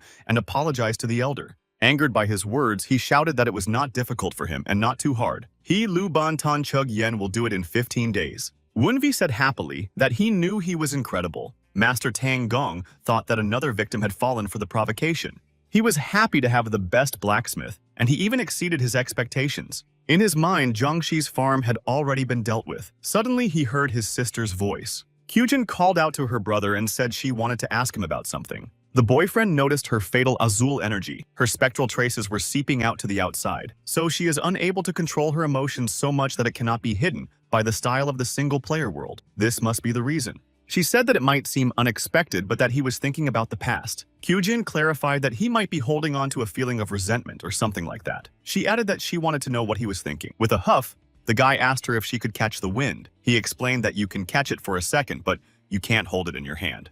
The guy said that if she could stop him, he would no longer be the wind. He asked me what the importance of the past was. There are many things he wants and needs to do now. Wunvi said that the future is more important to him. Kyujin said she understood. That was the future. She thanked Wunhua and said that she made the decision because of him. She said she had to do a few things and would be away for a while. Immediately after these words, Kyujin quickly ran off somewhere. Wunhui was left alone. The spirit noticed that such a good girl was angry. Her fatal energy came from the style of the solitary world. Wunvi said that enough chatter was enough and ordered the spirits to follow her. He thought that if Kyujin was so excited, she must have had a fight with Namgun Songyun. And he does not think that this woman will just sit back after a quarrel with her daughter. The guy thought that it was best to get ready to meet the guest. That same evening, the clan leader was informed that Tan Wunvi was asking for a meeting. Master Tang Gong was surprised that young Master Wunvi had come to visit the head. Without taking his eyes off the papers, Tan Hosen told the servant to tell the boy to come in and wait.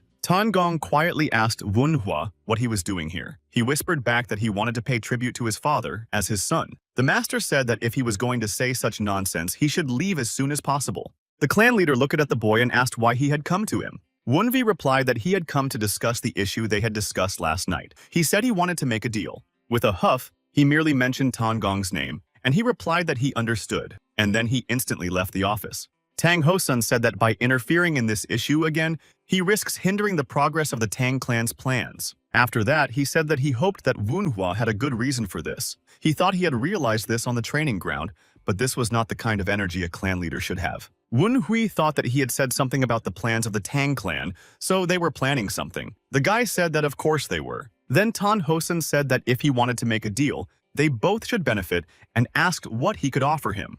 The guy replied that he had nothing to give him right now, but he could promise him that he would. The head asked, what kind of promise? Won Hui replied that he promised to protect his older sister, Tang Kyujin. After that, Won Hui added that the head of Tan Ho-san knows well who Ms. Namgun contacted. Leaning back in his chair, he telepathically told the boy to continue. Won Hui was surprised that he had switched to sound telepathy, so there were still people here after all. Won Hui also replied telepathically that if the connection between the lady and the demonic cult was revealed, Tang Kyujin and Tang Yuochang would not be able to escape the consequences. They will be called the children of spies of a demonic cult, and he understands perfectly well how the children of a demonic cult spy will be treated in Jianghu. The guy emphasized that Tang Kyujin and Tang Yuochang would never be able to enter Jianghu. The head said that he was the Tang Hosen man who led the Fierce Wind Squad as the advance party to stop the demonic leader. Who would dare to label his children like that? Wunvi replied that of course they would not say this in front of him. But the world is not that simple, so he will try to make sure that Tang Kyujin is not stigmatized. Tan Hosen said that they would leave aside how he was going to fulfill his promise and asked what Wunvi wanted in return. Then Wunvi said that since his involvement would not be small, he wanted to take part in his plans. The leader asked him if he considered himself capable enough to be included in the clan's plans. Wunvi replied that he would prove himself capable. Tan Hosen asked how he was going to prove it. Then Wunvi said it was the white bone ghost. The boy told Tan Hosen that he would bring him the head of the demonic leader. He was praying to the Buddha of infinite light when Namgun asked him how he could have failed so badly. She added that he remembered how much she had done for him. She screamed if he knew what her daughter had told her, that he couldn't handle one bastard. The sorcerer stopped her screams and said that his judgment was wrong if things had turned out this way. In a threatening voice, he added that he had also lost a student, so he would not stand on the sidelines. Turning to Ms. Namgun, he told her not to worry. At that moment, Zhang Shi came in and addressed the temple master. When he asked what had happened and why she was making such a fuss, Zhang Shi said it was an emergency. He turned to Ms. Namgun and asked her to sit down and wait for a while. She agreed. Namgun thought that she did not like being humiliated, but the skills of the temple master were worth it. The thought that the master said he would come out himself, which meant that the Saraza would definitely be destroyed, pleased her. But a minute later, she heard the foreman shout. He asked if Jiangshi's farm had been attacked. It was the farm of his students who had been secretly working for him in Sichuan for decades. The sorcerer asked her if she meant to say that Zhu, with similar energy to Gu Diao, had destroyed all the beasts of Jiangsha. Namgun came closer and asked what was wrong with the sorcerer. He was furious and shouted that she was a bitch. In an instant, he reached Namgun and grabbed her throat with his hand. The next moment, he threw her to the ground and screamed that the bitch Namgun had deceived him. He shouted that there was a high-class sorcerer with enough authority to take the parasitic raven he created and evolve it. Does she think he'll believe that he's siding with some freak from a branch of the Tang clan? The sorcerer said that this was absurd. He shouted that Namgun had conspired with this sorcerer to stab him in the back. She answered frightenedly that she did not know what the master of the temple was talking about. Then he shouted that she didn't understand or was pretending, and he emphasized that she did not appreciate their Blackbone Ghost Valley. Namgun thought that the Blackbone Valley was a demonic cult. Is he saying that this place is part of a demonic cult? The sorcerer thought that judging by her reaction, the bitch knew nothing. It seems that the Namgun family used her until she was useless. After releasing her, the temple master said that there had obviously been a misunderstanding, and he could see that she was really not involved. The woman was shocked to find out that she was involved with a demonic cult. Her family had dragged her into it. This means that the Namgun clan is collaborating with a demonic cult. He called her Ms. Namgun again and asked if the Suraza's name was Tan Woon Hui, the same name as that damn bitch. The temple master said she didn't even have to ask. Now he had a reason to tear him and the sorcerer behind him to pieces. Then he asked if he could ask for her help. Namgun said she was wrong, and if she needs to apologize for something, she apologizes. Wunhevi laughed and said that it was unexpected. He asked if she was apologizing. She had to push herself to do it. She didn't want to, but that was her deal. The sorcerer said that they need to get favor from this bastard. The boy must love her. When she asked him why, he said that if she didn't want to, he could make her a Jiangshi to make sure she completed the task. She had no choice but to agree. Namgun thought she needed to use manipulation to find a clue. It wouldn't be easy, but she had to. Wunhui noticed that she always acted like she didn't care about anyone.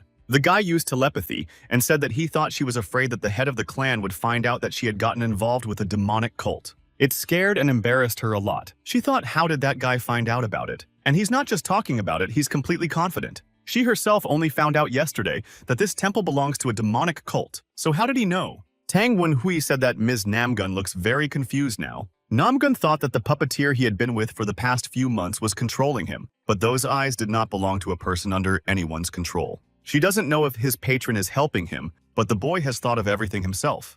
But if the Sarasa still has only a superficial understanding, it is worth a try. Namgun said she didn't understand what he was talking about.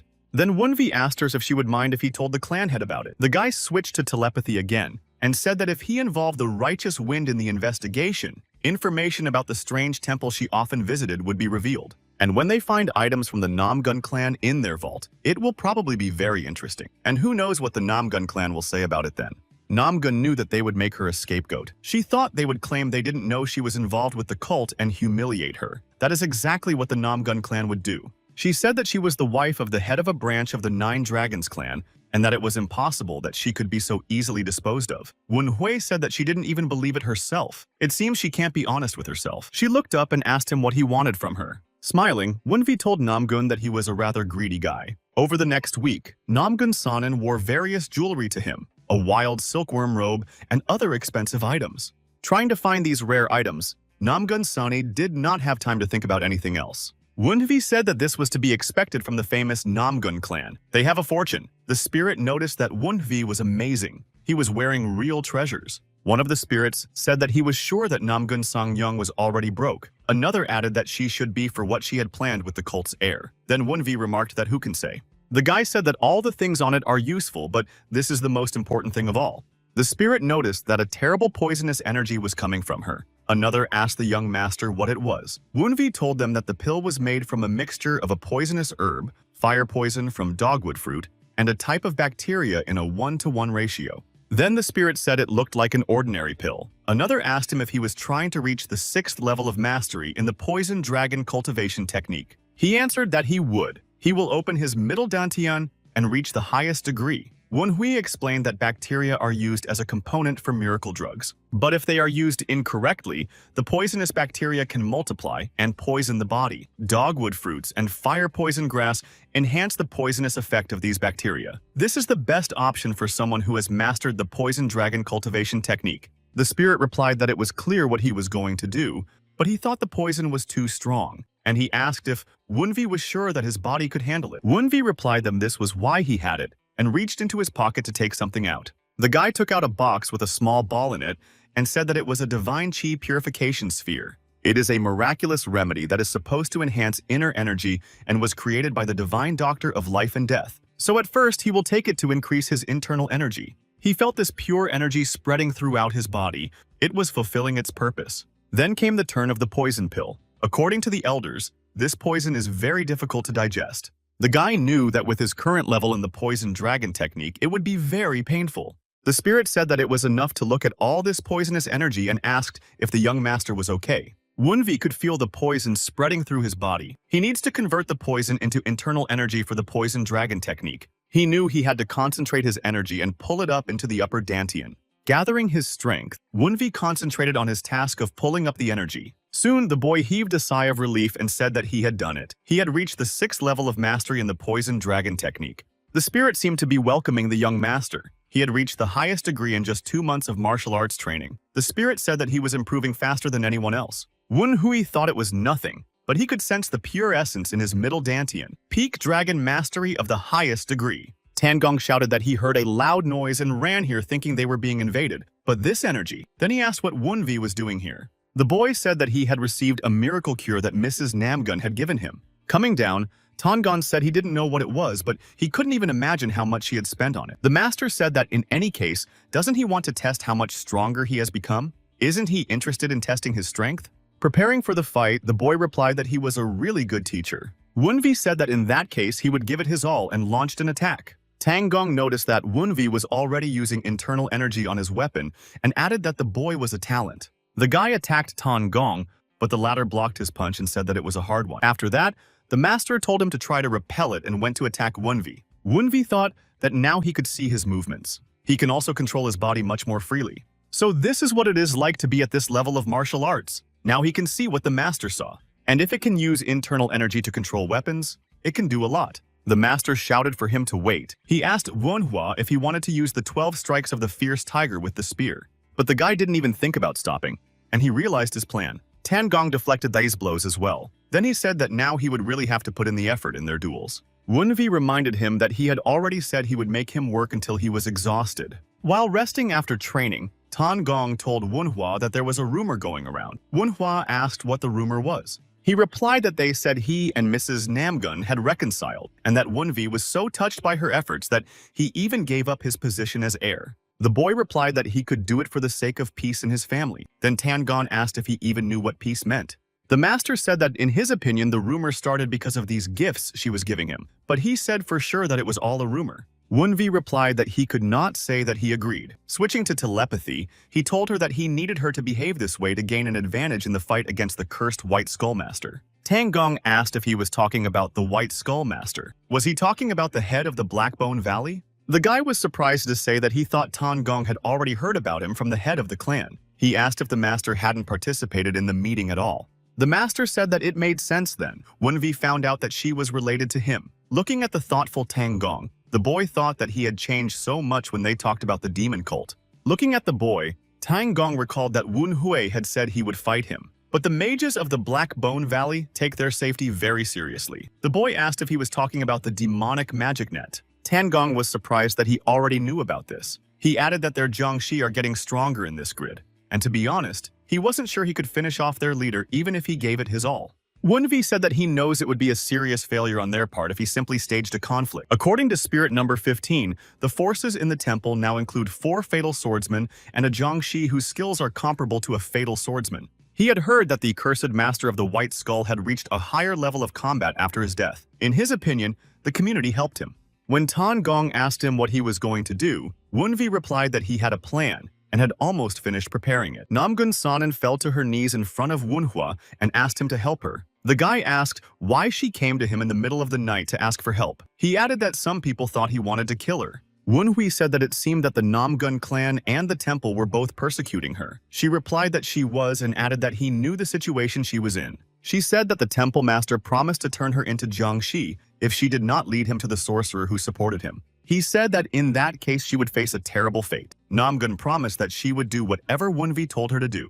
Then Wunvi asked if she could give up her ambitions for the position of heir that she had been working so hard to secure for them. Clutching the dress tightly in her hand, Namgun agreed. She said she would persuade Tang Kyujin and Tang Yuochang to leave her. Bowing to the floor, she said that if he wanted, she would make sure he did not see her again and asked him to help her again. The guy said he would help, but then she would have to do everything he said. Namgun replied that she would do everything to get rid of this demon. Wunvi replied that he needed to make some preparations first. He thought that this was finally the last stage of preparation for defeating the cursed master of the White Skull. In the forge, I could hear the master grumbling. He said that he obviously had a problem. Tan Chug Yen said that he didn't look at the sword closely enough because he was too engrossed in the drawing, but it will take at least 2 weeks to put this sword in order. It's a demonic weapon made of black steel filled with demonic chi. Does the boy want him to make a sword out of it?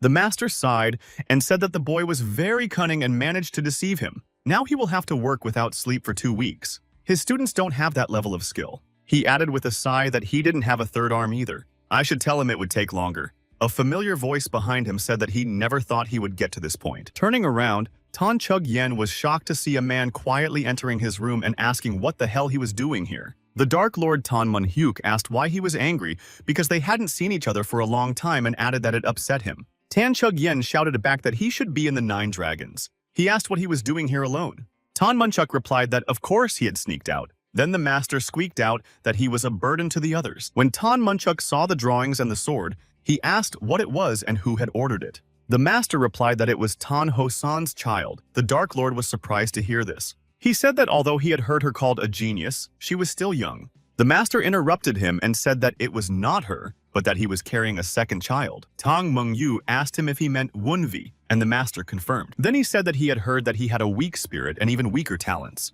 The master said that he was surprised and added that the boy was a real fox. Tan Chug Yen said that the guy wants to use one weapon to switch between 2 techniques, and also use concealed weapons if the enemy increases the distance. The Dark Lord smiled and said that this was a typical weapon of the Tang clan. The master said he could make the weapon on time if that was all, but there's more. Pointing to an old sword, he told him to look at this material. The guy wants him to make a sword out of it. It is a demonic weapon made of black steel. He said that the boy said he was studying witchcraft to use the cursed poison. Then the Dark Lord repeated with interest that he wanted to use the cursed poison on a sword and asked what else. Tan Chug Yen said that this bastard was a student of that lazy man. Tan Mung Yuk asked if he meant Tan Gong. Then he asked if he had taken on an apprentice. The master confirmed and added that he had somehow convinced the boy to imitate the dance of the storm. This means that the boy wants not just weapons, but also the ability to use the storm and the cursed spell. And he asked if he now realized what kind of fruit the boy was. A sly smile appeared on the Dark Lord's face and he replied that he understood. Tan Moon Yuk reminded him that he had said that he did not have time to fulfill the order on time. The foreman confirmed and asked what he had in mind. Then the Dark Lord said he was curious how the boy would use this little toy. Namgun Sanan said that the preparations were completed as he had requested. Seeing no one else, she asked if it would be just the two of them. Wunvi replied that the master would be here soon. He was finishing up some work. At the same moment, Tan Gong appeared, and Wunvi noticed that he was easy to remember. Tan Gong asked if they really needed to leave at such an awkward moment. The guy replied that now was the best time. Master Tang Gong said that he had gotten rid of Mu Yong as Wunvi and asked for it. Wunvi replied that he was a good man. When Namgun asked why, Wunvi replied that Mu Yong was a spy for both the Namgun clan and the temple. The woman squeaked out that she understood. She added that the Namgun should hide their spies better. She thought she was hiding Mu Yong, but he already knew everything and more. He has everyone wrapped around his finger. Tan Gong asked if there were only 3 of them. Wunvi replied that it was only 3 for now.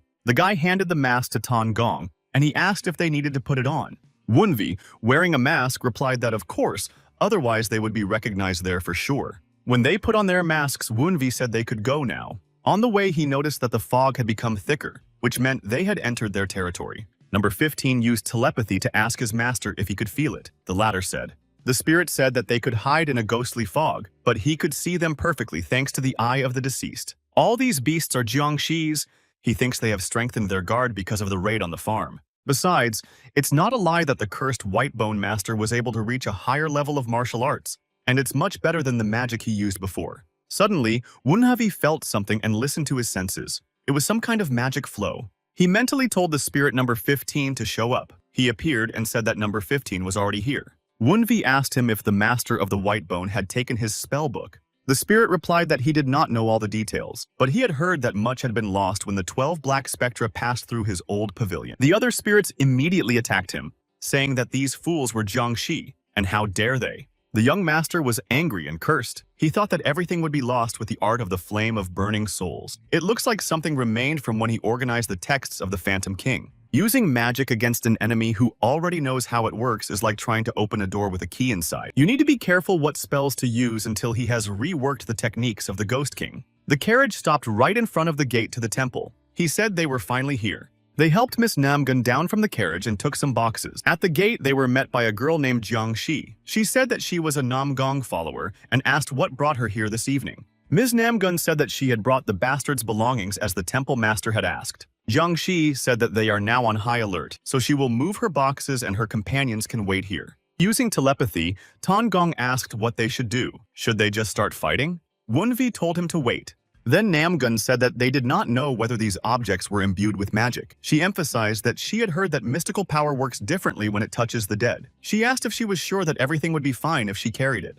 With a thoughtful huff, Jiang Shi replied that it was okay and invited them in. When they arrived at the entrance to the pavilion, Jiang Shi informed her master that the Namgong follower had brought the things he had asked for. He replied that she could come in, and Jiang Shi opened the door to the pavilion for them. Upon entering, Namgun said that she welcomed the master. He mumbled that it was about time. The temple master turned his head in her direction and asked if she had brought his things. She said that she could not tell which things were imbued with magic, so she brought most of the things that were in his room. The wizard laughed and said that it was even better. Ms. Namgun nodded to the boys that they could bring and place the boxes. The sorcerer happily remarked that he hadn't even opened the box yet and already felt the mystical power. Opening the box, the sorcerer said that she had done a good job and added that he would find them quickly. When the sorcerer finally opened the box, he huffed in surprise and asked if it was explosives. At the same moment, the men grabbed Ms. Namgun and quickly rushed to the exit. Not realizing what was happening, the sorcerer looked at the box and asked what the hell it was. He didn't notice that the fuse on the other side was already burning out.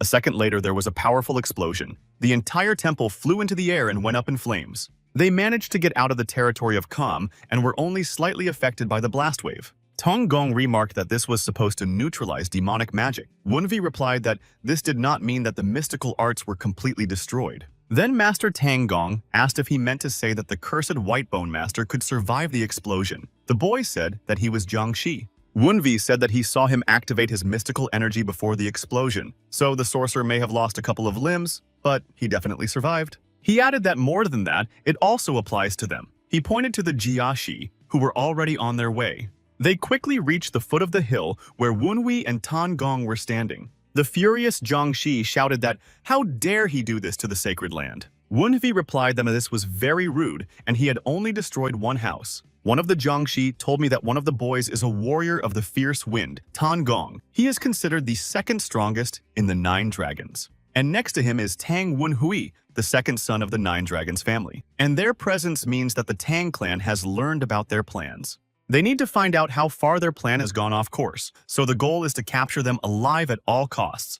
The Jiangshi rushed to attack the intruders, and suddenly a whip whistle was heard over their heads. After knocking down a few with a whip, Tan Gong shouted that how dare they beasts pretend to be human. The girl Jiangshi thought that even if it was a surprise attack, he had finished off the fatal swordsman with a single blow. In front of them stood a martial artist who had reached the level of the pinnacle. Jumping down, Wunvi said that he was pleased that he was with him and added that they would meet later. The fatal swordsman pointed out that he had gone to the bathroom. The girl Jiangshi ordered him to ignore him. He's not a threat.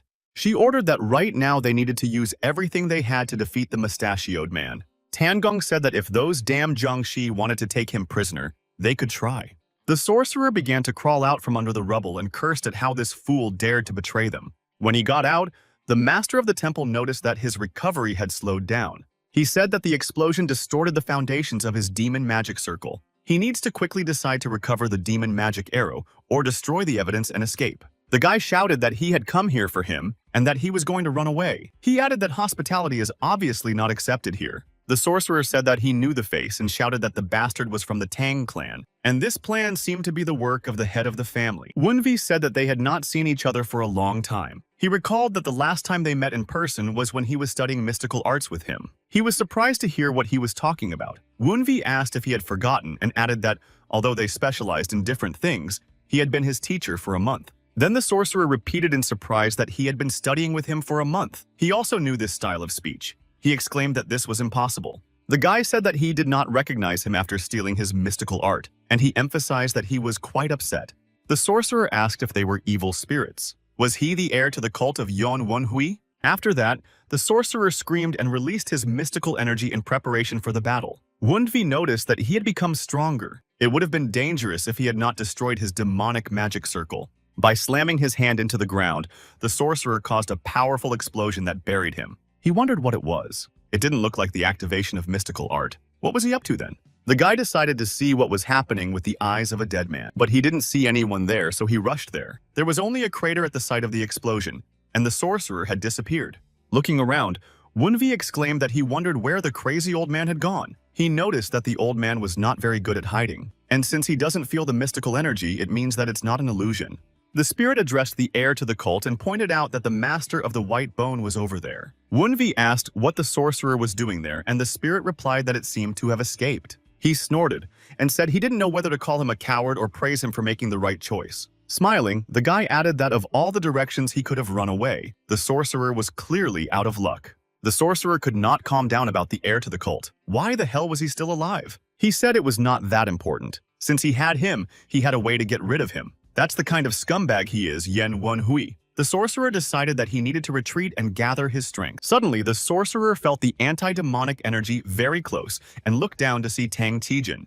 With a few strokes of his sword, Tang Qijin smashed the Jiangshi bird into pieces. Watching the sorcerer fall down, Wunvi said that this was his payback for running away. Wunvi told his surprised sister that he was asking for her. She asked her brother what he was doing here. The guy replied that he had been cleansing occultists with her mother. She asked him what he meant. He began to explain that the Jiangshi she had knocked down from the sky was from a demonic cult. Tan Qujin said that she came because she heard that her mother was up to something with a master who was hiding here in the mountains. But she didn't think it was a demonic cult. Wunvi thought he understood her confusion, but still, they need to send her back before the old man pulls another trick and runs away. Wunvi tells his sister that he can do it alone.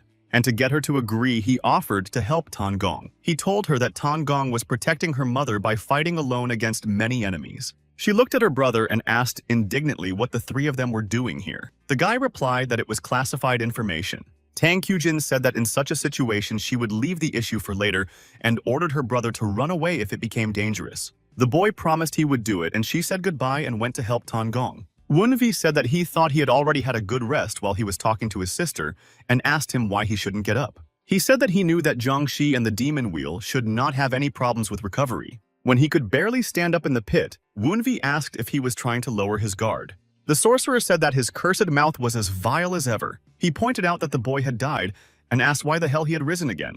Wunvi replied that he knew it was hard to believe. After all, eternity and reincarnation are the dream of every sorcerer. And then he asked if this was enough proof. Seeing that the boy was enveloped in dark energy, the sorcerer exclaimed that it was the battle clothes of an evil ghost. The sorcerer was overwhelmed with anger and shouted that how could that bastard survive? Appearing before him as the heir to the cult, he told the old man that he needed to ask him something. As Wunvi approached, he told him not to run away like a fool and suggested that they sort it out on the spot. But the sorcerer shouted back that his chatter was just as annoying, so he tore his mouth to pieces. At the sorcerer's command, Jiangxi's beasts, who were hiding in the forest, began to attack the boy from all sides. The guy quickly dealt with them using the art of the storm dance. The white pigtail master did not even realize how Wunvi's fist hit his jaw, as he was surprised by the boy's fighting skills. The sorcerer thought the guy was fast, but according to the information, he had not yet reached the peak level. So this bastard has increased his strength in such a short time, and now he's also using martial arts. Thinking that this could not be possible, the sorcerer attacked the boy with mystical energy. Wunvi asked the old man if he had any more tricks up his sleeve. He emphasized that if he ran out, it would be a great disappointment. He shouted at the boy to shut up and attacked him again with mystical energy. The boy asked the sorcerer if he would attack him again with the same attack. Wunvi thought that even if he was stupid, he could not possibly do it again. However, the Whitebone Master muttered something and pointed his fist at the boy and gave the command to explode. Jiangxi's beasts surrounded the boy and their bodies began to inflate and explode. Wunhui said that the burning of the bodies was too obvious and predictable. One by one, the bodies exploded, creating a veil that was supposed to trap Wunvi. The sorcerer cursed and said that he never thought he would have to waste his precious Jiangxi in this way. But this should give him enough time. Catching up with the Whitebone Master, Wunvi asked where the old man was going. The boy attacked the sorcerer again and knocked him back with a single blow. The sorcerer thought that his formation of the mystical arts was broken, so he did not have time to use a more extensive technique. He is fully engaged in restoring his body. Wunvi said that he had stolen his scrolls of mystical arts, and that this was all he was capable of. The Whitebone Master screamed that it was all Wunhua's fault. He claimed that he had destroyed his demonic magic circle. He said it was true, but who would have thought that it would weaken him so much that he would run away like a coward, and that's sad. The guy said he thought he could do more when he got stronger, but he's pathetic. The sorcerer screamed and rushed to attack the boy. Wunvi thought that even with his provocations, that was all he could do. Thinking that there was nothing to see here, the boy intercepted the sorcerer's hands, not allowing him to hit him. Wunvi easily and quickly threw the old sorcerer over and slammed him to the ground. Watching him try to stand up, Wunhui noticed that Jiangxi of the demon wheel was quite strong and sturdy. Realizing that he could not win this battle, the sorcerer shouted that he was surrendering. He asked for mercy and promised to tell everything. The boy struck the Whitebone sorcerer again and asked if he had dementia.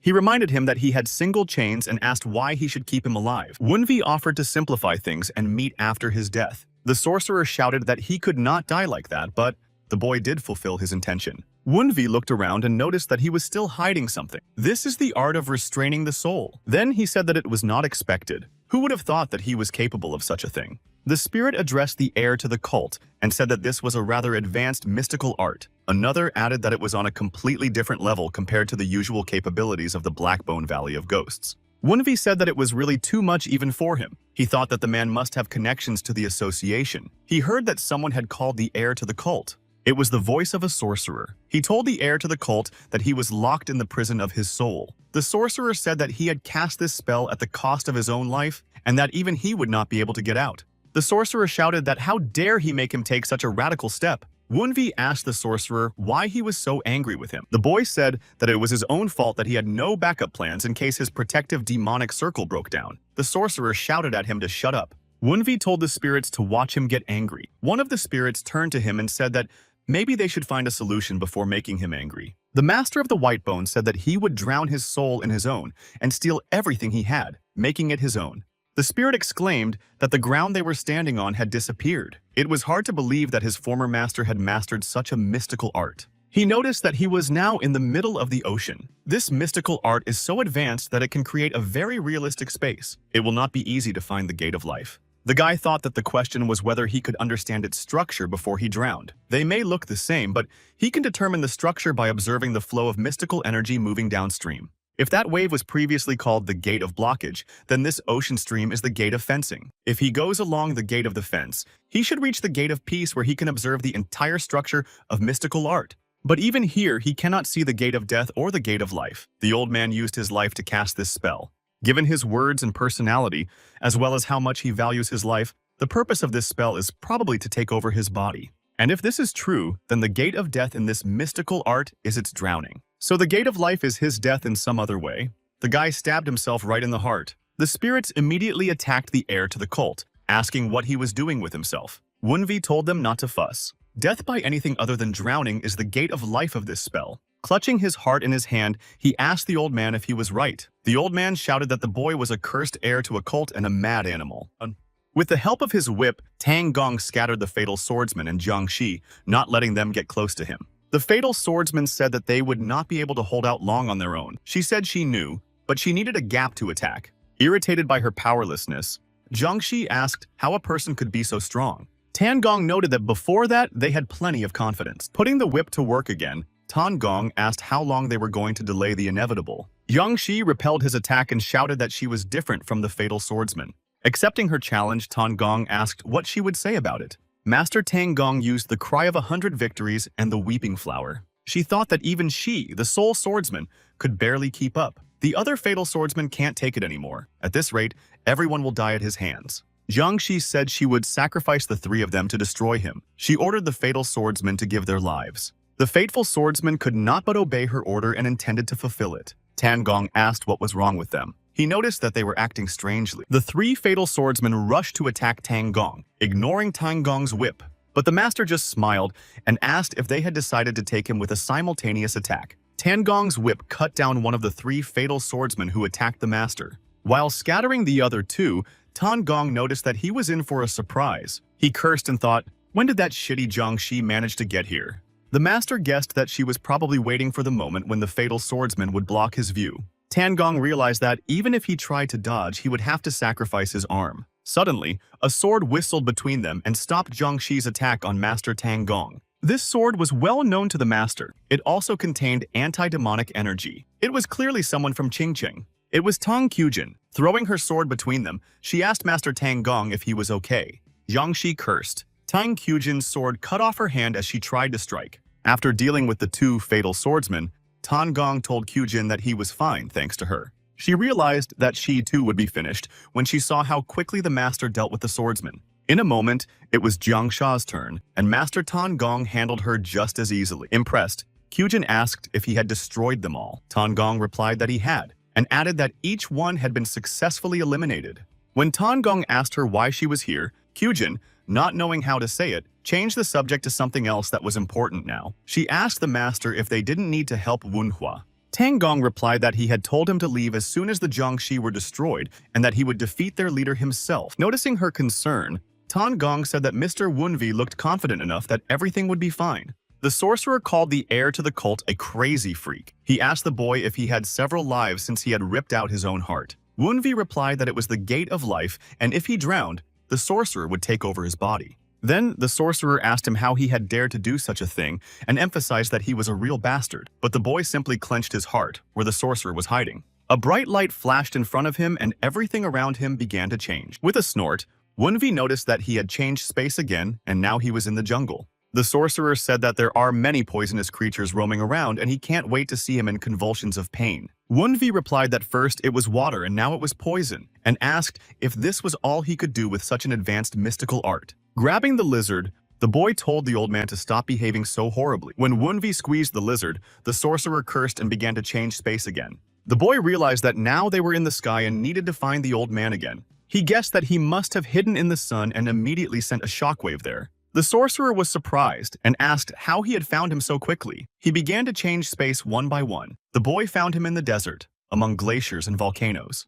Wunvi asked in surprise why they were back to the beginning again. Had the sorcerer run out of ideas? The angry sorcerer asked what tricks he used and how he found the gate of life so easily. The guy replied that maybe it was because he was a genius. And then he told me the name of the spell: catch a soul and throw it into the fantasy world. The guy explained that the essence of the spell is a net of fantasies to restrain the soul. The sorcerer was furious. He asked how the boy had learned the name of his spell. He replied that the old sorcerer had used the same trick many times, so he figured out the structure of the spell thanks to him. After all, the name of a mystical art is not just a title. Unlike martial artists who announce the name of their art in their greetings to make them more famous, sorcerers try to hide the name of the spell. Mystical arts become more effective the less the enemy knows about them. The name of the spell is a brief explanation of the spell's mechanism. The spell whose structure has been analyzed can no longer serve as a prison. The sorcerer shouted that it was impossible. He gave his life for this spell. Everything around him began to collapse, and the sorcerer shouted in anger that he was a cursed heir to a cult.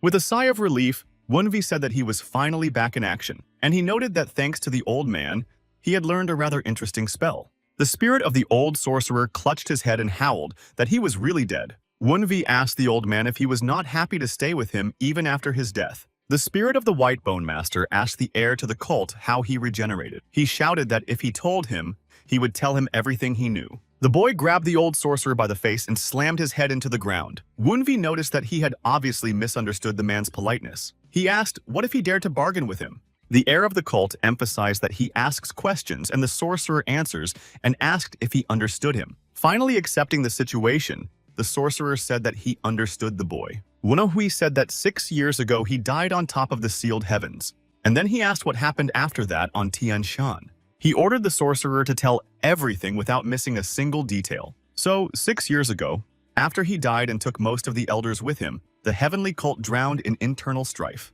The demon of the fist of the beast mythology, the true demon from the mythology of the negative, the demon of the blade of the North Sea mythology, the fatal demon of the ghost mythology, and the demon of the wind of the void mythology united and rebelled. 5 of the 9 demons teamed up and defeated the group of the ancient demon of heaven mythology that was protecting the cult leader's gallery. They broke into the main castle of the revered demon of the gods mythology in order to capture his mentor. If they had gotten their hands on the teacher after getting rid of him, only the group of the venerable demon would have continued to oppose them. The rest would have had no choice but to follow them to retain power. But a conflict broke out, and if rumors are to be believed, they failed to capture their mentor. Wunvi looked at the spirit of the sorcerer and asked what had happened to his teacher. The sorcerer looked into the boy's eyes and wondered if a person could possess something like that. He thought that this bastard had absurd powers. The guy commands the dead, even though he is alive. He is a ghostly king. Now that he had become a spirit, he felt this uncontrollable sense of terror.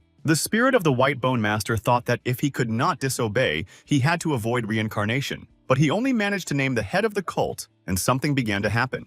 Wunvi also felt it. He voiced his feelings out loud, saying that something was coming. Some strange matter began to surround the sorcerer. Wunvi noticed that he became nervous when he saw it. The spirits also addressed the heir to the cult and informed him that something was wrong. Some unknown force pushed Wunvi away from the White-Bone sorcerer. The frightened sorcerer begged the heir to the cult to help him. He promised to tell him everything he knew. But the matter turned into something strange and seemed to swallow the spirit of the sorcerer. Stunned by what had happened, Wunvi said with surprise that the soul of the cursed White Bone Master had been absorbed. He wondered what kind of creature it was. The spirits said with concern that perhaps they should stay away from it because it looked dangerous. While looking at it, Manhwa thought that this creature was called to keep the secrets of the association. In an instant, the creature turned back into a dark substance and began to shrink. Very soon it turned into a small black blob on the ground. Wunvi said it did escape. It came out of nowhere just to eat the soul of the White Bone Master? Number 15 said that he had heard about this before from the White Bone Master, and I think it's called desire.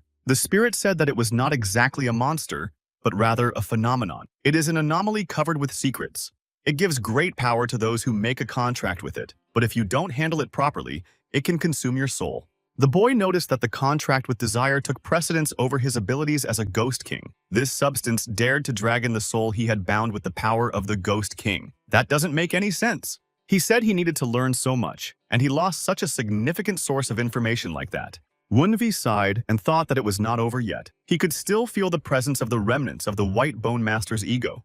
Wunvi decided that he would acquire his knowledge even if it was piecemeal. The memories that arose in the mind of the White Bone Master, as he was consumed by desire. This thought had to remain the most vivid. In his opinion, it will probably be connected to the association and the time when he signed the agreement with Zhazhanya. This is the gallery of the head of the heavenly cult, the elders of the Black Bone and White Bone Ghost Valley. So it looks like he's found what he's looking for. He felt that even in his memories there was such a strong pressure. So that bastard is from the same association, a divergent, but you can't see his face at all. This is the memory of the master of the White Bone, and he will not be able to see what he did not see. However, one detail stuck in his mind. It was his eyes with inverted yin and yang. And that's all he can get from his residual memories. But the clue that can help him determine his opponent's abilities is already significant. And especially if these abilities are more significant than his chains of a ghostly king. So Wunvi said that there was nothing left to catch, and it was time to call it a day. While he was wandering through his memories, his hand began to be tightened by that unknown substance that began to crawl out of the fissure again. It was getting dangerous. While researching the memories of the White Bone Master, he was sensed by the Lord of Desire, and at this rate he might find out about its existence. But no, perhaps he is capable of worse. We have to get out of here. He barely managed to tear his hand away from that crack and free himself from the substance. The spirit asked if the heir to the cult was all right. After all, he broke out in a cold sweat in a second. He replied that everything was fine and ordered them not to fuss. Wunvi noted that he almost got caught, but received critical information. One of the spirits exclaimed that it was as expected from the heir to the cult. Unbelievable. Another added that he had extracted information about his enemy only from residual thoughts. The guy thought that no matter how hard they tried to cover their tracks, he would dig them all up. Let the association just wait. Tan Hosen was looking through papers in his office. He stared at the text for a long time and sighed. The man said that this clan leader must be worried about Wunvi. Tan Hosen looked up and asked if he was talking about him.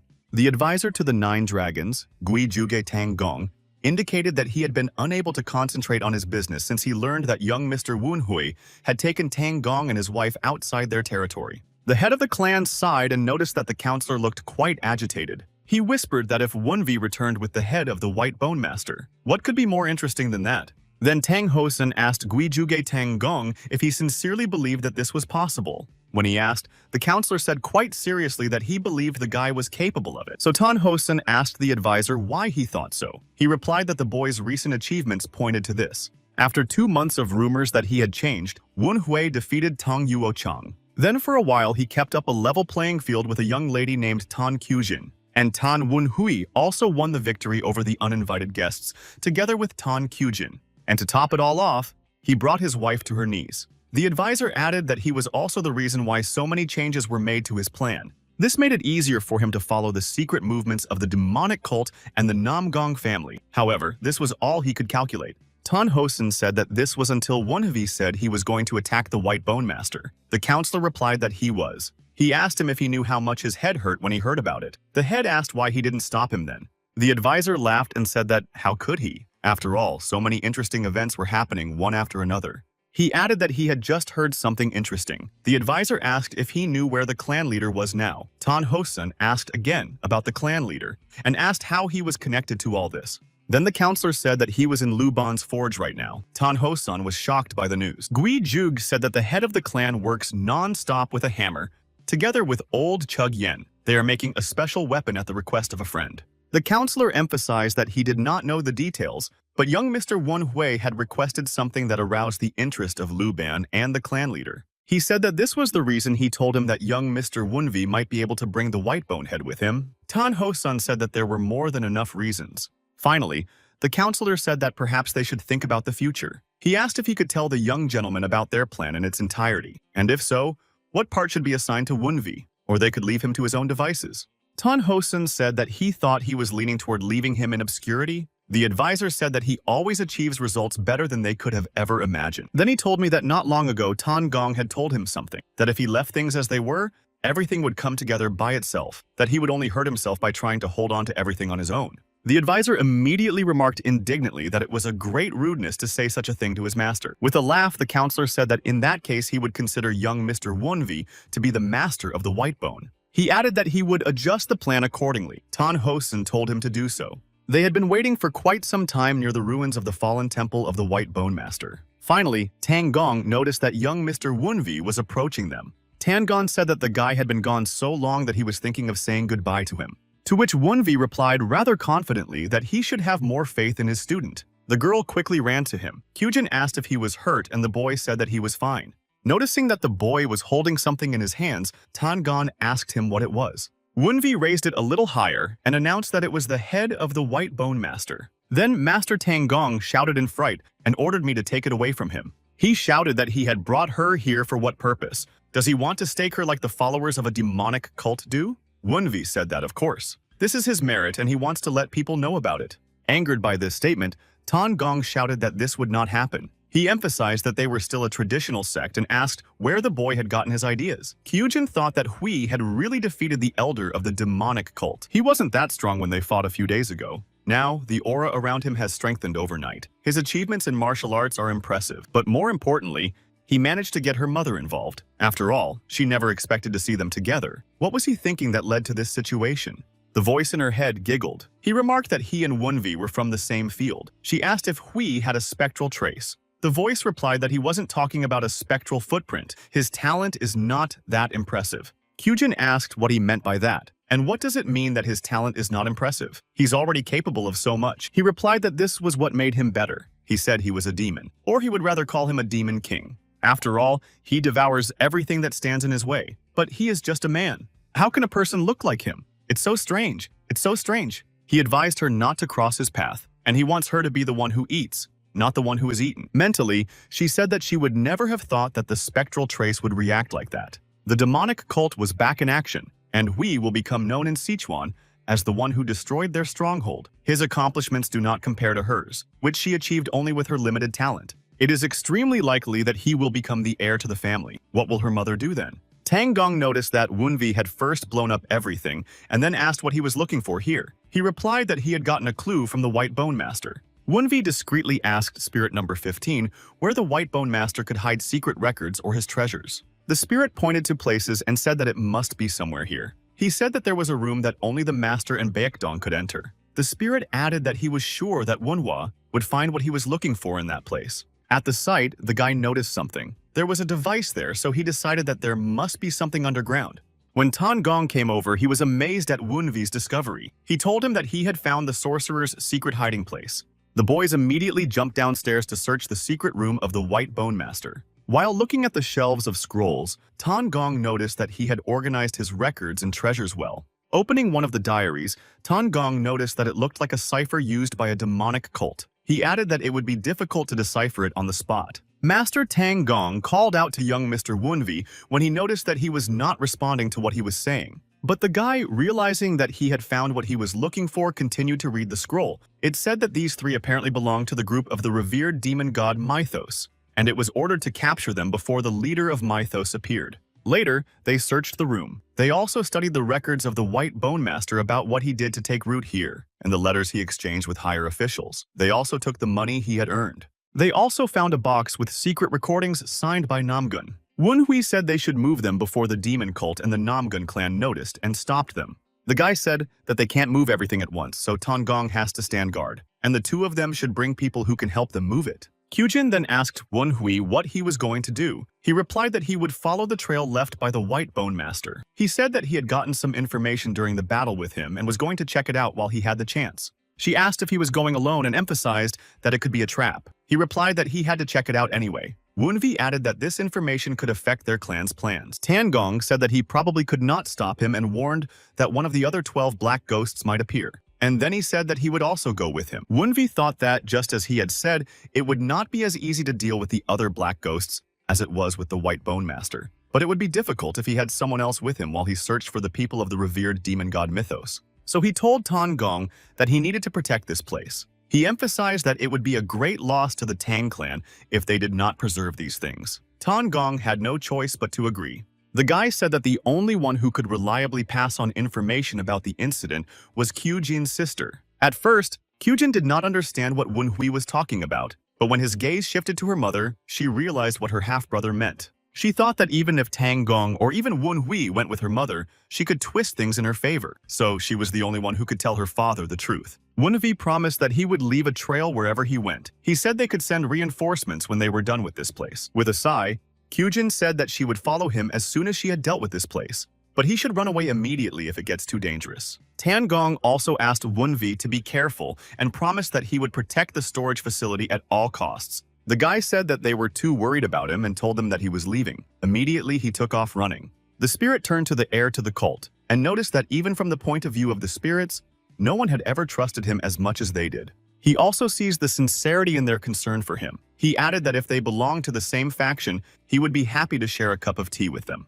Smiling, Wen Hui agreed with him and said that they were really good people. If these two were not in this unfriendly family of the 9 dragons of the Tang clan, his identity as Tang Wen Hui would hardly have meant more to him than his physical body. And now, he has people he wants to save. But this rescue mission is not the responsibility of Tan Wen Hui of the 9 dragons, but of the heir to the cult of Yan Wen Hui. When he got to Sichuan's Daocheng County, he was surprised by the large number of people there. One of the spirits said that apparently the county of the 9 dragons had already been occupied because of the arrival of the Dark Lord. So people ran to the nearest county. Wen Hui said that it would take some time to find them. He told the spirits to split up and start searching for the Mythos survivors and their pursuers from the Black Valley. They must find every trace they could have left. He thought that since there were so many people here, it was obvious that the only right thing to do was to watch from a higher ground. The guy looked around and noticed a place that would be perfect for him. At the entrance, he was greeted by one of the employees, and Wen Hui asked him if there were any more seats on the top floor. He replied that there was one table, and the guy immediately flipped a coin and said he would sit at it.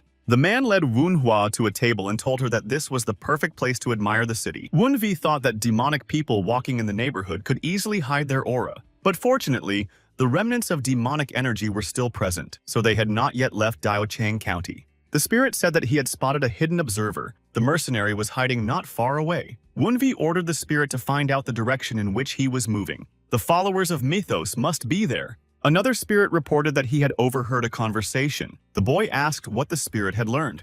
He replied that it seems those people know that they are being pursued, but because they skillfully covered their tracks, it was not easy for the pursuers to find them. Then Wen Hui asked how many of them there were, and the spirit said that there were 3. While pouring tea, Wen Hui asked if he knew the number of persecutors. Duke said that at the moment he had counted only 9. The spirit added that he was not sure yet, but apparently one of them was a demon man from the 9 demon myths. Wen Hui said that the mythos that would accompany the people from the Blackbone Ghost Valley is probably the North Sea mythos of the Blade Demon. The mythos of the North Sea Demon Blade is located in the north among glaciers and snowy plains. They were once known as the Ice Castle of the North Sea, but after the castle fell, the remnants of its followers joined the celestial cult. The cold they possess is so strong that it freezes the ground they walk on. Due to this, they became one of the 9 mythos within a short time after joining the celestial cult. A precious treasure of the North Sea. Mythos, the essence of ice, contains an immense amount of yin energy, and it is a necessary ingredient for the creation of unsurpassed jiangxi by the masters of the Blackbone Valley. Because of this, the Blackbone Valley swore allegiance to the demon blade of the North Sea mythos and serve as their hunting dogs. This means that the people behind the attempted assassination of the Dark Lord must obey the demon blade of the North Sea mythos. Wen Hui asked the spirit how strong the man from the North Sea mythos was. He replied that they hid their aura, so he could not say. He knew that the one who could hide his aura perfectly was a master who had reached the highest stage, so it would be more difficult than he expected. He ordered the spirit to locate their followers more clearly. He was getting nervous. The sun was already setting. It was taking longer than he had planned to find followers. Wen Hui heard a worker say that he had no more seats. The man apologized and explained that as they could see it was very crowded today. The man was indignant and asked how he dared to make such an excuse. Paying attention to those who were making noise, he noticed that 3 of them were about his age and wore decent clothes. Obviously children from prestigious families. It was hard to tell about the boy, but the girls gave off a serious aura that they would become known as his sister. Without hiding his arrogance, the man asked if he knew him as Hayuk Woogie of the Golden Sword Sect. He shouted at him to let him in, and he would politely ask one of the guests to leave. Wen Hui had heard about the Golden Sword Sect while in the cult. This new sect was founded about 30 years ago. It gained money and power after establishing trade relations with the West. One of the girls turned to Mr. Woogie and said that it was no big deal. She said that it was a pity that they would not be able to taste Dao Chang tea, but since there were no seats, there was nothing to be done. Suddenly, Wugi noticed him. He shouted out that it was Tang Wunhui of the 9 Dragons. He immediately ran up to him asking how he was doing. The guy mentally cursed, so he knew Wunvi, and this complicates things. The man told Wunhua that there were no seats available and asked if he would mind if they sat down with him. The boy thought that judging by the attitude they were not friends, but it was clear that Than Wunvi did not have any friends.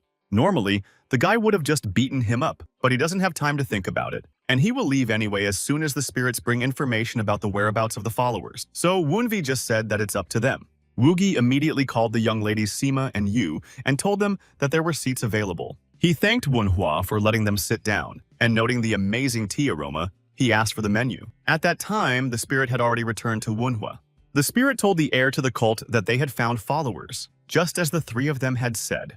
But suddenly a new noise in a local tea house caught his attention. The worker tried to stop the man and emphasized that this was not allowed. He ordered him to get out of the way. The man said he had business here, so no one should move. Several other people, apparently from his company, brazenly entered the tea shop with him. Frightened by their appearance, Wugi asked anxiously and quietly what was going on. The spirit told Wunhua that their aura and identical weapons indicate that they are probably swordsmen from the Lion sect. One can make an assumption about the Lion sect from its name. They are known for their sharpness and aggressiveness. A man stopped by them and asked if she was Sima Sunyi from Chunga's house. Then the spirit told me that he had heard that the Emperor of the Blade of the Clear Sky had a daughter at a later age. And this lady could be that daughter. The Clear Sky Blade Emperor is one of the 10 strongest martial artists, just like his mentor and Dark Lord. The leader of the Lion sect challenged the Clear Sky Blade Emperor a year ago, and the spirit heard that the fight ended in 10 blows. Based on this, Wunvi assumed that they wanted to take revenge on the Emperor through his daughter. The girl asked what if they did.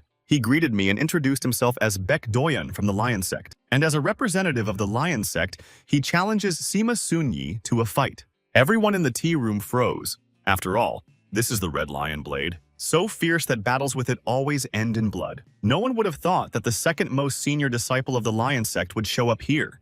Another girl asked him if he didn't think it was too rude to just call out a person for no reason. He squeaked out that judging by the fact that she was with Ms. Sima, it was obvious that she was a younger disciple of the leader of the Ime sect, Ms. Pure Moon, Ms. Yu Suming. Wunhui thought that the other girl was a young martial arts master of the Ime sect. Baek Doyan said that this conflict is between the Lion sect and the Chungha house, and in his opinion, it would be unfair for the Ime sect to interfere. And then he added that if Ms. Sima is not able to win on her own, then in his opinion it would not be so bad if she attacked him. But Sima told him that she agreed and accepted his stupid challenge. Yu Suming wanted to stop Sima, but she told her not to worry about her. The girl emphasized that if she continues to avoid such things, she will not be able to call herself a descendant of the Clear Sky Blade Emperor. Laughing, Baek Doyan remarked that this was bold, as expected from a relative of Emperor Blade. He then suggested that they move to a more suitable place for this. Baek said that the backyard of this tea house was wide enough and would be perfect for them to swing their swords.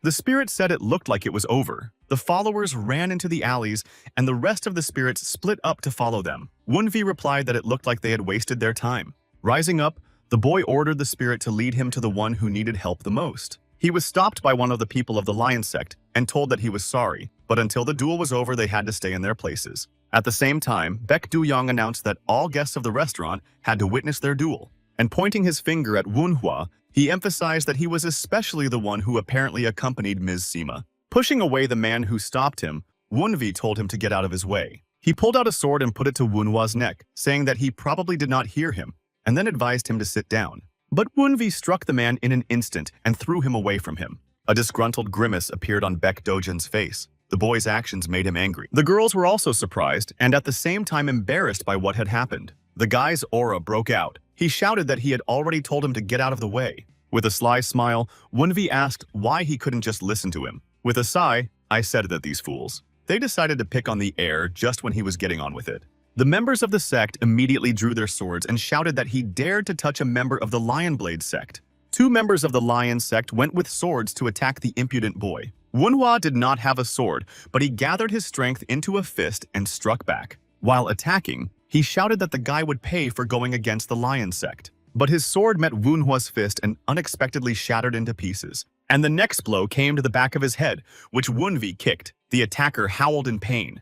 Another member of this sect was already flying, swinging his sword and cursing the boy. He attacked Wunvi, who was already ready to repel his attack, screaming. The guy's fist smashed the sword into pieces again and then hit the attacker's jaw. He immediately fell under the feet of other members of the lion sect from a strong aimed blow. They were members of the elite Lion Blade unit, with whose power they rule the entire Guizhou province. Looking at the boy, Baek Do-young could not believe that he had defeated two of them with such ease. Pulling out his sword, he said that a duel was waiting for him, so he was not going to interfere. He shouted that now he would have to show him why he was called the Red Blade. Wunvi thought that normally he would have just disarmed them, but these guys really showed up at the wrong time. The boy quickly jumped away from the sword that Baek Do-jun swung at him. Then Baek Do-young noticed that at least he knew how to dodge, but once his sword got to him, he would have to fight him. He made several attempts to strike, but the boy was always dodging with great skill. Angry, Baek Do-jun cursed and shouted that all he could do was run away. He shouted for the boy to stand up and fight.